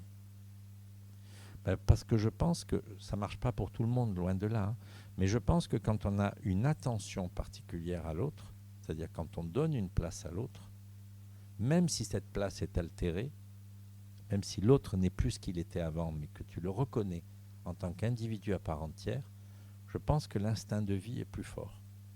Ça veut pas, je ne veux pas qu'on entende d'ici que ça marche à tous les coups, loin de là. C'est pas... Et je raconte une autre histoire. Vous voulez que je vous raconte des histoires? Vous en avez marre peut-être, hein? Je vous raconte une autre histoire. On avait un monsieur comme ça. Alors la maladie de Charcot, je l'évoque souvent parce que c'est vraiment une maladie difficile. Et nous, on en a tout le temps, quoi, hein, puisqu'ils viennent volontiers chez nous, je dirais presque. Hein. Et donc, on avait un patient qui était suivi à Paris dans une grande institution de soins palliatifs et qui demande à venir dans le Midi parce que, sentant sa vie s'en aller progressivement, il dit, je voudrais dire au revoir à mes amis. Ils ne peuvent pas tous venir me voir. J'ai beaucoup vécu dans le Sud. Est-ce que donc l'hôpital en question me demande si on accepte de l'accueillir? Je dis oui. Et après, il retournerait vivre dans cette institution. Il vient passer quelque temps chez nous, je ne sais plus combien de temps exactement, 1 mois ou 2. Et puis, il y a quelque chose de très, très fort qui se noue avec... j'espère que ce n'est pas trop lourd tout ce que j'ai raconté, hein, que vous ne partez pas complètement angoissé. Hein. Et oui, oui. Bon, mais j'espère que je ne l'ai pas angoissé en tout cas. Bon, alors ça va. Merci. Et donc, et ça se passe plutôt bien, enfin avec lui, il voit un peu des amis et tout. Et il vivait en fait en alternance dans cette institution et à domicile avec un fils qui avait 17-18 ans, donc c'est quand même compliqué, quoi. Il repart à Paris, et puis à Paris, on m'appelle de l'institution en disant, écoutez, bon, ça va, quoi, hein, il n'arrête pas de dire du bien de vous, pourtant nous aussi on se défonce. Bon, en gros, ça va, quoi, on a un peu marre d'entendre parler de vous.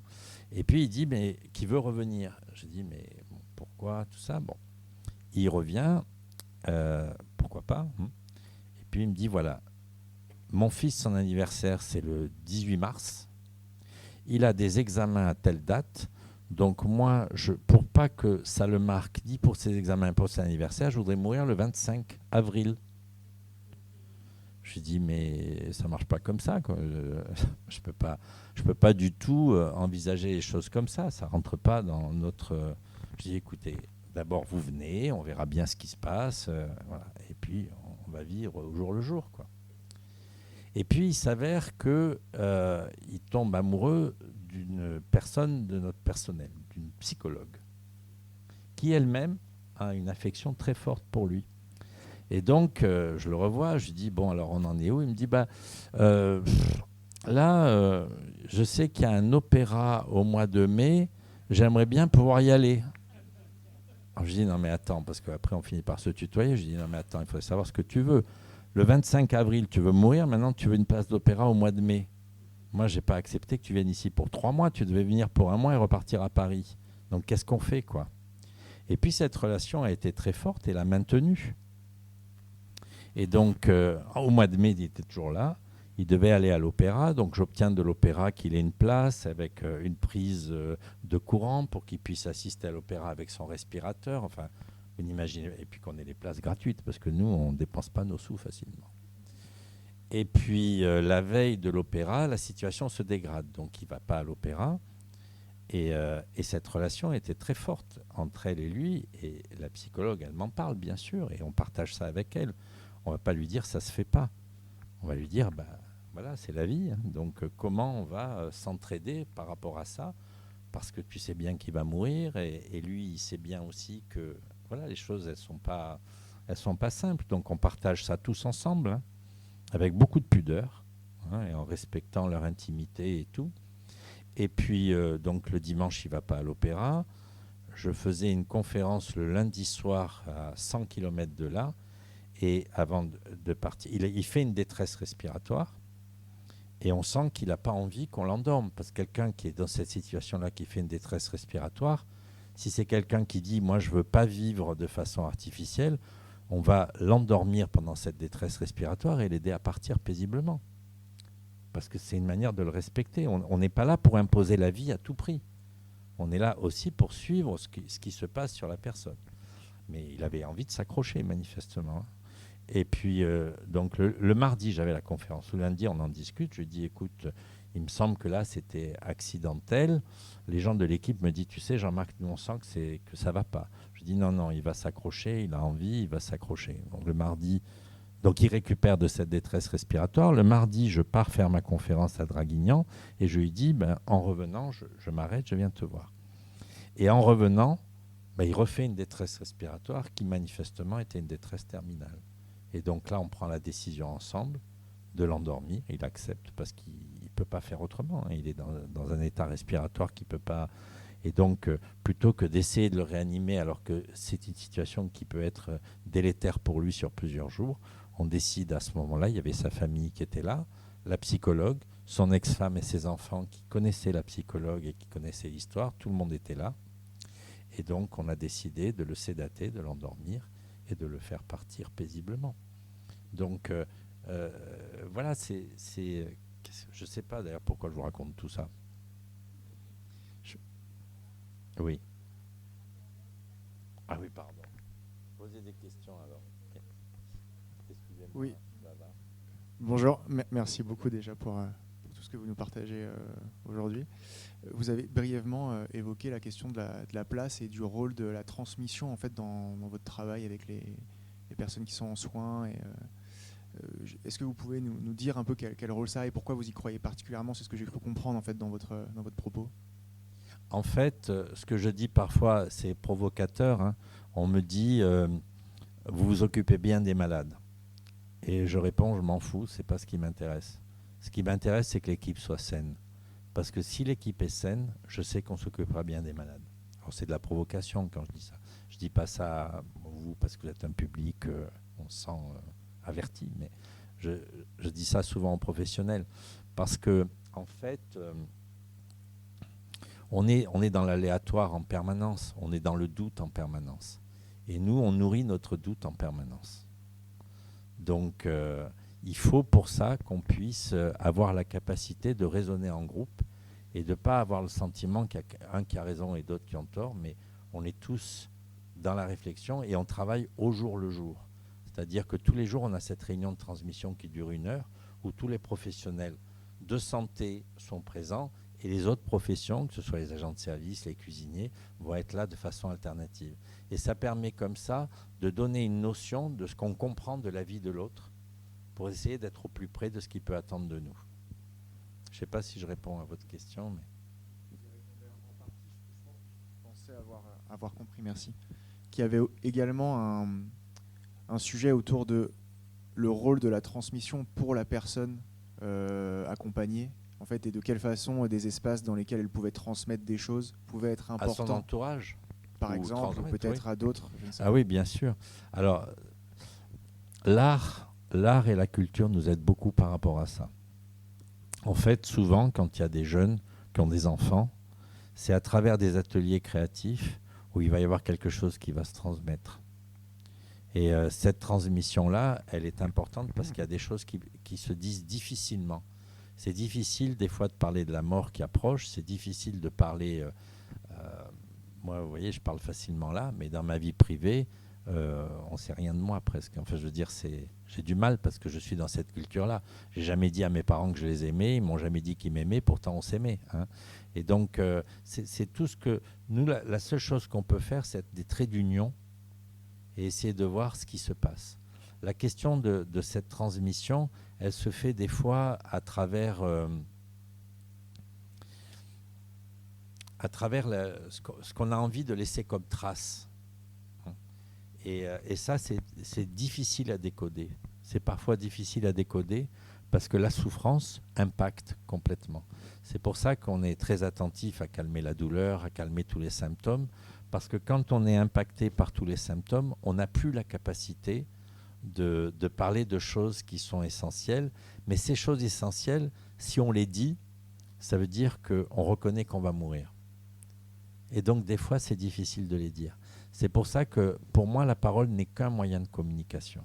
Il y a énormément de choses qui peuvent transpirer par autre chose que la parole, qui peuvent être les regards, qui peuvent être la présence, qui peuvent être tout ça.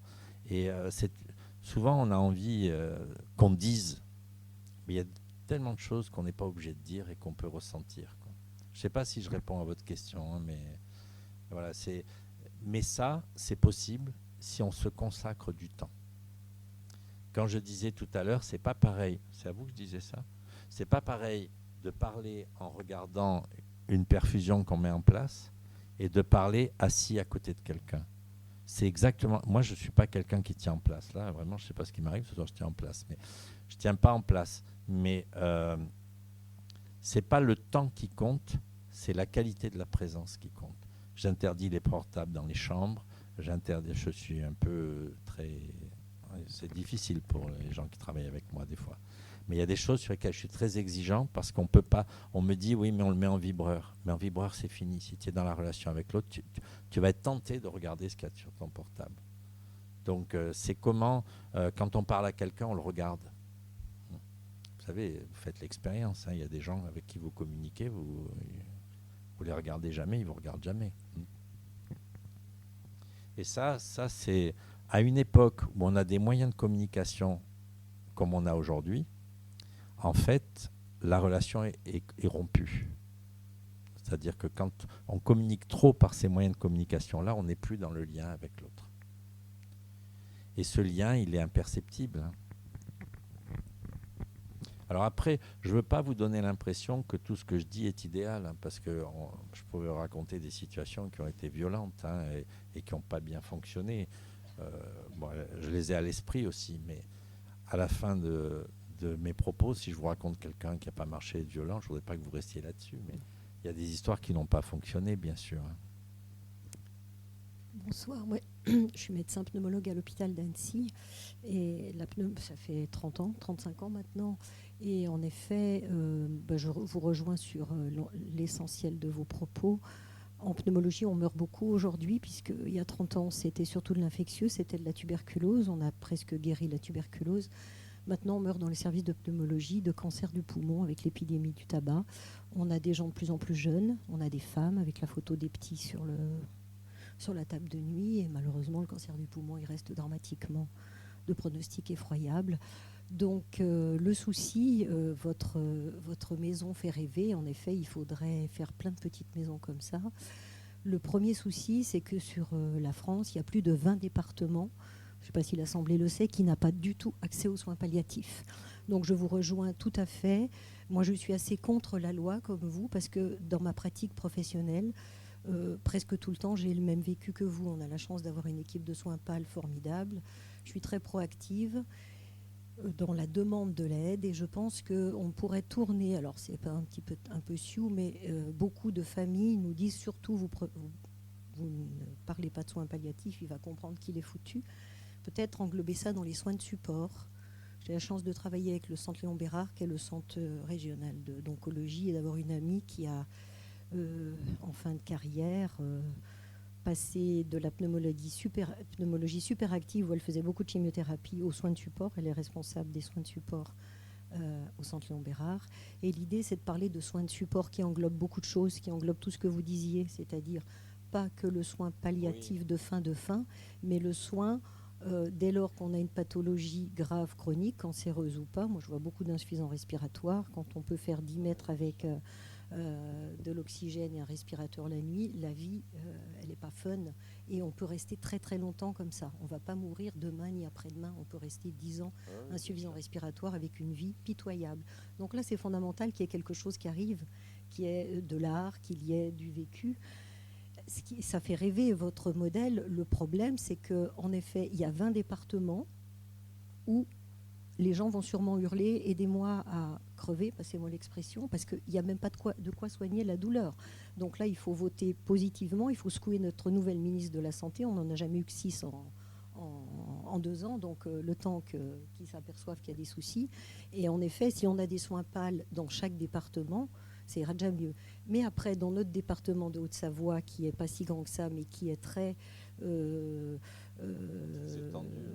compliqué du fait de nos montagnes, il y a le sud du département dont c'est le centre hospitalier d'Annecy qui en a la charge, et le nord du département, avec Thonon-les-Bains par exemple, c'est le centre hospitalier du Léman d'Annemasse. Quand on n'est pas bien à Chamonix ou à Sallanches, c'est pas évident. Nous, on a des soins palliatifs très bien, mais quand on dit des soins palliatifs, c'est peu de gens. Il ne faut pas avoir un souci au mois d'août à Annecy, parce qu'on a eu longtemps qu'un docteur, elle est en vacances, elle a le droit d'avoir des vacances. Tu n'as pas la compétence des soins PAL, parce qu'il n'y a pas le nombre. On a beaucoup de burn-out, on a un hôpital tout beau, tout neuf, on manque cruellement de docteurs, d'infirmières, d'aides-soignantes, parce qu'elles ne peuvent plus vivre ça. Elles ne peuvent plus vivre, pas le temps, parce que quand il y a 5 entrées l'après-midi, il faut pouvoir accueillir ces patients, et si quelqu'un a besoin d'un accompagnement, elles ont matériellement pas le temps. Donc il y a tout ce vécu de la plupart des soignants que je rencontre, de vouloir faire bien, mais c'est une impossibilité matérielle. Oui, quand vous avez 6 enfants, vous ne pouvez pas vous occuper des 6 que si vous avez un enfant, un seul, ou si vous avez des jumeaux ou des triplés, quand il y a un qui braille... Ne découragez pas les gens de faire des enfants. On en a besoin, nous qui avons un certain âge. Ce modèle devrait être exporté, mais on est loin du compte. Et certainement, ce n'est pas nous, les médecins.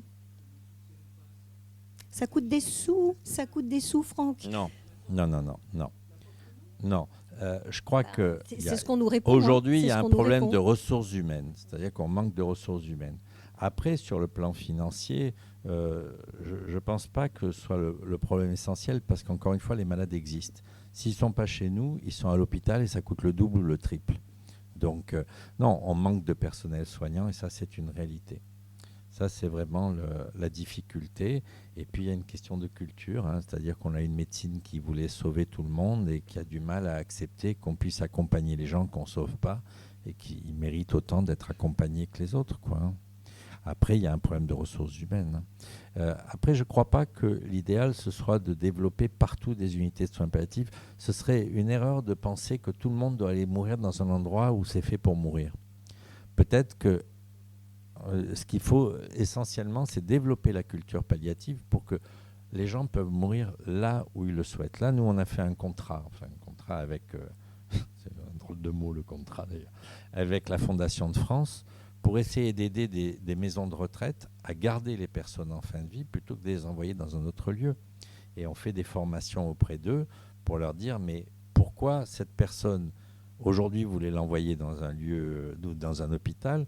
Hier, vous ne saviez pas ce qu'elle avait, mais elle est dans la même situation et vous vouliez la garder. Pourquoi vous ne continuez pas à garder la personne? Pourquoi les gens ne les gardent pas à domicile? Pourquoi il y a tout ça? Le domicile, c'est un enjeu d'avenir énorme. Hein, parce que souvent, on ne garde pas quelqu'un à domicile parce qu'on a peur de mal faire. Mais des fois, il vaut mieux un domicile où on n'a pas la garantie à 100%, mais on est chez soi, plutôt qu'un hôpital où on a une pseudo-garantie, mais on n'est plus chez soi.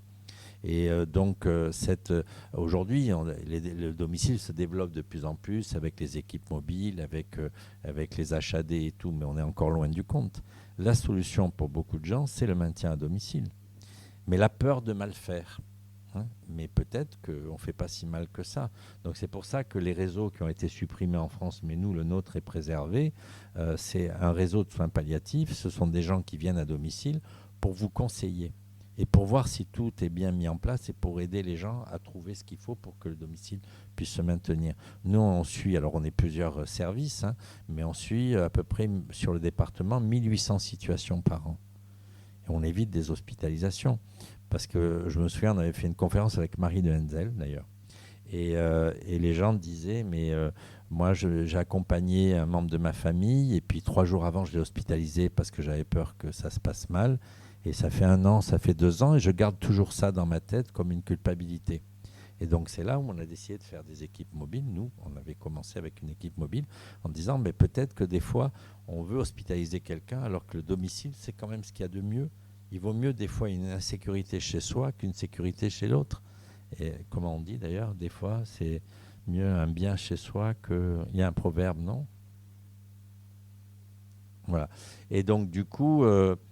parce qu'il faut traiter la peur, l'inquiétude, la crainte, quoi, et aider les gens à ne pas avoir peur, à assumer ce qu'il y a à assumer, ce qui n'est pas toujours facile, hein, pour autant. Ça fait une bonne transition avec ce que je voulais dire, parce que je travaille en HAD et je suis assistante sociale, et pour le coup, je rejoins totalement la médecin qui en a parlé. C'est qu'aujourd'hui, on manque cruellement de moyens humains même, ou financiers, ou même... les ressources humaines notamment dans notre secteur où finalement beaucoup filent vers la Suisse, et que c'est compliqué de maintenir une équipe qui ait une certaine éthique et une certaine pas une éthique, il y en a, mais une certaine union dans ce qu'ils veulent prodiguer comme soins. Par contre, les manques de moyens, ils sont cruels malgré tout, parce que vous parliez d'HAD. Aujourd'hui, les aidants sont épuisés, on fait pas grand-chose. On essaie de faire ce qu'on peut pour eux, mais pour avoir de la présence au domicile, ça coûte un bras. C'est minimum 30 € de l'heure. C'est compliqué aujourd'hui et c'est pas donné à tout le monde. Alors je rejoins totalement ce projet-là, et je pense qu'il en faudrait bien plus. Après, j'avais une question, c'était sur comment ça s'est monté. Il y a bien eu, j'imagine, des fonds au début. Aujourd'hui, ça fonctionne avec des dons, etc. Mais comment ça s'est monté? Est-ce que parce que rien que l'immobilier, le lieu, comment ça s'est créé? C'est pas le plus compliqué. Hein. Le plus compliqué, c'est de maintenir le fonctionnement. L'investissement, ça a été dans les 2 cas, puisqu'on a 2 établissements qui sont chacun de côté de la rue. Alors, le deuxième est plus petit, mais il a coûté la même chose que le premier, puisque le premier a 30 ans. Mais on a dépensé 3,5 millions d'euros en investissement.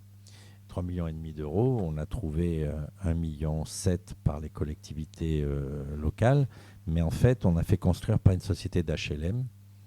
Du coup, on a eu un emprunt sur l'autre 1,8 million qui manquait sur 40 ans. Et nous, on ne gère pas le bâti, parce que ce n'est pas notre domaine. Et donc, nous, on travaille uniquement maintenant sur le budget de fonctionnement. Mais comme c'est une société d'HLM qui a construit, on n'a pas un loyer, on a une redevance sur 40 ans. Du coup, au fur et à mesure que ça avance, nous, ça n'augmente pas ce prix-là. Et donc, du coup, ça a été le montage de départ. Et puis, Après, en termes de fonctionnement, c'est les séjours, puisqu'on est sur la tarification activité. On se bat contre ça depuis des années. On a résisté, on a été le dernier établissement en France, on a résisté pendant 10 ans à la tarification activité, et personne ne nous avait fermé. Hein. Et donc, et du coup, aujourd'hui, on a un budget de 9,5 millions pour 500 séjours par an, hein, donc, et 320 situations à domicile que pour notre équipe. Donc, c'est pas des sommes, ça paraît beaucoup le chiffre comme ça, mais c'est pas énorme quand on couvre 26 heures sur 24, puisqu'il y a les temps de doublure. Et les séjours aident à payer l'établissement. Le problème, c'est que l'établissement est porté par une association à 1901 qui est reconnue d'utilité publique et l'établissement est déficitaire. Enfin, l'année dernière, il a été déficitaire de 400 et quelques mille euros. Mais l'objectif, c'est d'être à l'équilibre et l'association, elle sert d'enveloppe à la banque, c'est-à-dire comme elle est toujours positive puisqu'on n'a pas de frais de fonctionnement, on ne paye pas d'agio. Mais l'établissement, il est toujours en dessous de zéro et cet équilibre-là, on essaie de le maintenir tout au long de l'année. Et l'association récolte des fonds, soit en faisant des spectacles, soit avec des collectivités locales, la région, le département, la métropole, les spectacles caritatifs, les dons des familles. Et on récolte à peu près 500 000 euros par an qu'on dépense intégralement. Parce que c'est pour le bien-être des résidents, pour que le cadre soit agréable, pour qu'on paye des salariés que l'État ne prend pas en charge, l'art-thérapeute, la socio-esthéticienne, l'animateur, l'animatrice, tous ces gens-là sont payés sur ces enveloppes. Ce sont des enveloppes qui sont précaires, parce qu'elles sont des fois... par exemple, on a une fondation qui nous paye l'animatrice et l'art-thérapeute, c'est l'art-thérapeute, depuis 15 ans. Et cette fondation n'octroie une subvention que pendant 3 ans. Ça fait 15 ans. Donc moi je dis rien. Mais parce qu'à un moment ou à un autre, quand les gens vous aident, il faut aussi être capable de faire un retour par rapport à ça. Ne serait-ce que leur expliquer ce qu'on fait. Et puis on est très médiatisé. On a toujours voulu être médiatisé. On a fait le maximum. Il y a eu un film C'est la vie avec Sandrine Bonner et Jacques Dutronc. Pourquoi on a voulu être médiatisé ? Parce qu'on partait d'un endroit où le sida s'était mal vu et il fallait qu'on puisse être suffisamment autonome et qu'on ne se fasse pas englober par un groupe. Parce que si on s'était fait englober par un groupe, on aurait perdu notre âme. Je vous ai raconté l'histoire de la Haute Autorité de Santé. Hein. On nous a dit, au bout d'1 an et demi, on va revenir vous contrôler. Quelques mois avant qu'ils arrivent, la personne qui revient nous contrôler nous dit au téléphone, si vous ne rentrez pas dans le moule, vous fermez. L'équipe était... Vous les recevez en étant à l'aise, quoi. Et moi, je dis, ils ne risquent pas de nous faire fermer. On ira mettre tous les malades devant l'Agence régionale de la santé. Ils étaient tous d'accord.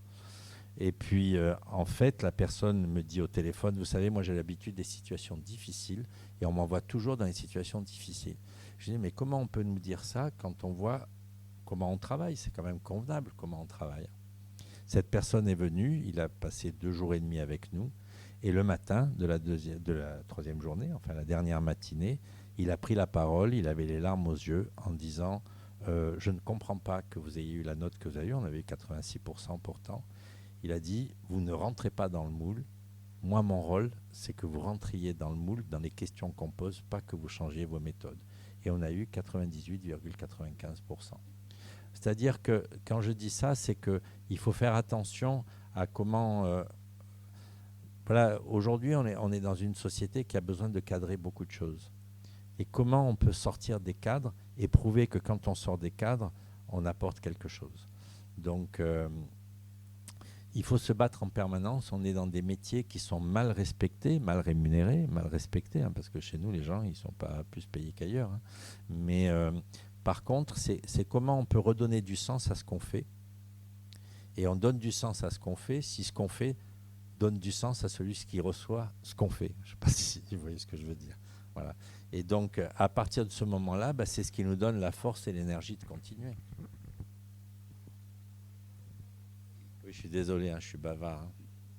Oui, bonsoir. Donc moi, je suis entrepreneur et donc nous avons créé une application qui suit dans le domaine de la prévention et la perte d'autonomie et dans le bien vieillir des personnes âgées à domicile. Et par rapport à tout ce que vous avez pu dire, donc l'application Gabi, si jamais, par rapport à tout ce que vous avez pu dire sur le manque de personnel et sur le fait que le domicile pouvait être un avenir, quelle est votre perception et votre vision de la transformation de ce qui va se passer dans les années à venir entre ce que vous faites, vous, dans vos établissements et ce qui va se passer au domicile. Enfin, comment vous voyez cette évolution, en fait? Alors, vous voulez que je sois optimiste ou pessimiste? Votre avis? Moi, je suis optimiste. En général, je suis plutôt quelqu'un d'optimiste. Je pense qu'à un moment ou à un autre, il faut que les choses changent. Il y a une grosse difficulté, c'est déjà la gestion des maisons de retraite qui sont financées, qui sont pris en main par des groupes de fonds de pension américains.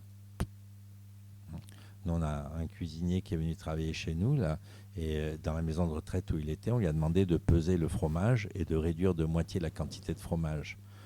Donc du coup, sur un seul établissement, c'est pas grand-chose. Mais quand vous en avez 15, vous voyez ce que ça peut donner. Donc voilà, on est dans un système économique qui n'est pas adapté. Je pense qu'on ne peut pas... comment je pourrais dire ça? Parce que si je le dis comme je le dis d'habitude, je ne voudrais pas que vous restiez là-dessus. Mais les personnes âgées font gagner de l'argent à la société. Les malades aussi. C'est-à-dire que s'il n'y avait pas de malades pour bouffer les médicaments, il n'y aurait pas de labos, les labos n'auraient pas des profits, les actionnaires n'auraient pas des profits. Donc beaucoup de gens se nourrissent sur le dos des malades et des personnes âgées. Donc à un moment ou à un autre, il faut que cet équilibre se retrouve quelque part. Ce n'est pas possible autrement. Donc il y a du travail à faire par rapport à ça. Quand vous avez aujourd'hui, vous pouvez aller voir une maison de retraite luxueuse. La qualité des soins n'est pas liée à ce qu'il y a sur les murs. Donc ça, c'est déjà une chose. C'est pour ça que je pense que souvent, le domicile peut être maintenu plus longtemps que ce qu'on pourrait croire, mais il faut qu'il y ait un entourage quand même. La personne qui est seule, c'est plus compliqué. Souvent, on a peur de mal faire et donc on ne va pas continuer le domicile de peur de mal faire. Et encore une fois, qu'est-ce qu'il y a de plus dangereux que de mourir? Et moi, je me souviens avoir soigné une dame âgée qui vivait dans un château en ruine. Et quand j'allais l'examiner, on voyait les rats passer sous le lit.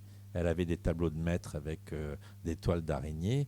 Et j'arrivais, elle était comme ça. Des fois, j'arrivais, je la voyais par la fenêtre en train de siffler le vin rouge à la paille. Et un jour, je lui ai dit, mais je vais faire venir l'hygiène. C'est pas possible, vous pouvez pas continuer comme ça. Et elle me dit, si vous faites ça, vous ne remettrez plus les pieds chez moi. Donc, qu'est-ce que j'ai fait? J'ai continué à la soigner jusqu'au bout. C'est-à-dire qu'à un moment ou à un autre, il faut respecter la vie de l'autre, quel que soit le danger que la personne vive, en apportant le plus de sécurité possible, mais en fonction de ce que l'autre peut accepter de cette sécurité-là. Donc, il faut éviter de penser que tout le monde va être bien dans une maison de retraite, tout le monde va être bien à tel ou tel endroit. C'est l'histoire de chacun doit être respectée avec les risques que ça comporte. Donc je pense que le domicile, c'est l'avenir. Et c'est une erreur. D'ailleurs, depuis qu'il y a eu le livre sur les maisons de retraite et tout, il y a beaucoup de maisons de retraite qui n'arrivent plus à remplir, parce que les gens ont la trouille d'aller dans une maison de retraite. Et avoir... Comment? Oui, bien sûr. Mais c'est au secteur à trouver des solutions. Et moi, je crois qu'on est allé trop loin dans la maltraitance.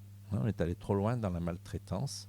Et il faut faire attention parce que les personnes âgées, elles font fonctionner le système. Elles rapportent de l'argent à la société, elles ne font pas que coûter. Et ça, il faut en avoir conscience. Si on a conscience que quand on est vieux, on rapporte, peut-être qu'on se sentira plus utile que si on a le sentiment qu'on coûte à ses enfants, à sa famille et tout. Non, les personnes âgées, il faut faire la révolution. Vous faites marcher la société. S'arrêter là parce que... Merci en tout cas. Et désolé d'avoir été trop bavard, mais...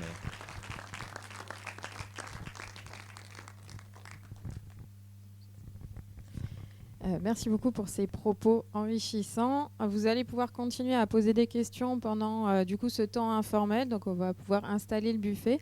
Juste avant de conclure, vous donnez quelques dates. Et la première, c'est du coup le 4 décembre. Et puis ensuite le 21 janvier. Donc c'est nos 2 prochaines conférences.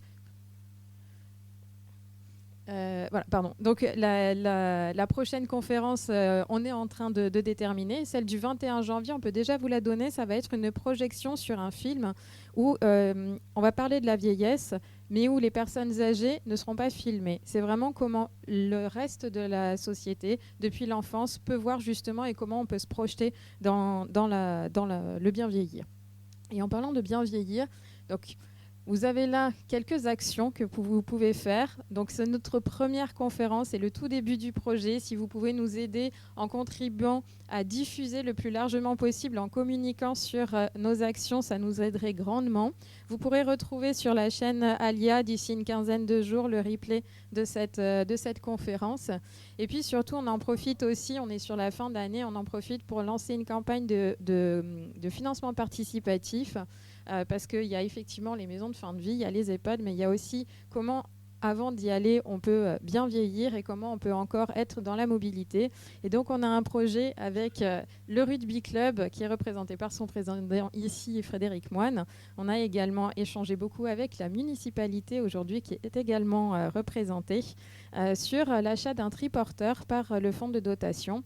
C'est un triporteur qui est électrique et qui permet à la fois d'être dans l'échange et à la fois de pouvoir véhiculer des personnes, mais surtout le faire avec beaucoup de convivialité. 2 personnes peuvent s'installer à l'avant. C'est un triporteur qui est tout à fait adapté pour les personnes en situation de handicap, pour les personnes seniors. Et donc l'objectif, c'est de le mettre à disposition sur la ville de Rumilly pour les jours de marché, pour les jours de match avec le Rugby Club et également sur différents événements. Et ça, c'est un projet vraiment très grand public qu'on est en train de mettre en place. On va lancer donc à partir d'aujourd'hui une campagne de financement participatif. L'objectif, c'est de financer d'un tiers, donc à hauteur de 2 500 € ce triporteur. On espère que ce ne sera pas le premier, que ce ne sera pas le dernier et d'en avoir toute une flotte d'ici quelques temps. Vous pouvez nous aider si vous le souhaitez avec le QR code. On est à un fonds de dotation et donc nous sommes éligibles à la défiscalisation. Donc chaque don que vous faites peut être défiscalisé à hauteur de 60% dans la hauteur de 20% de votre revenu imposable. Pour les entreprises, 66%, pardon, et pour les entreprises, c'est 60%.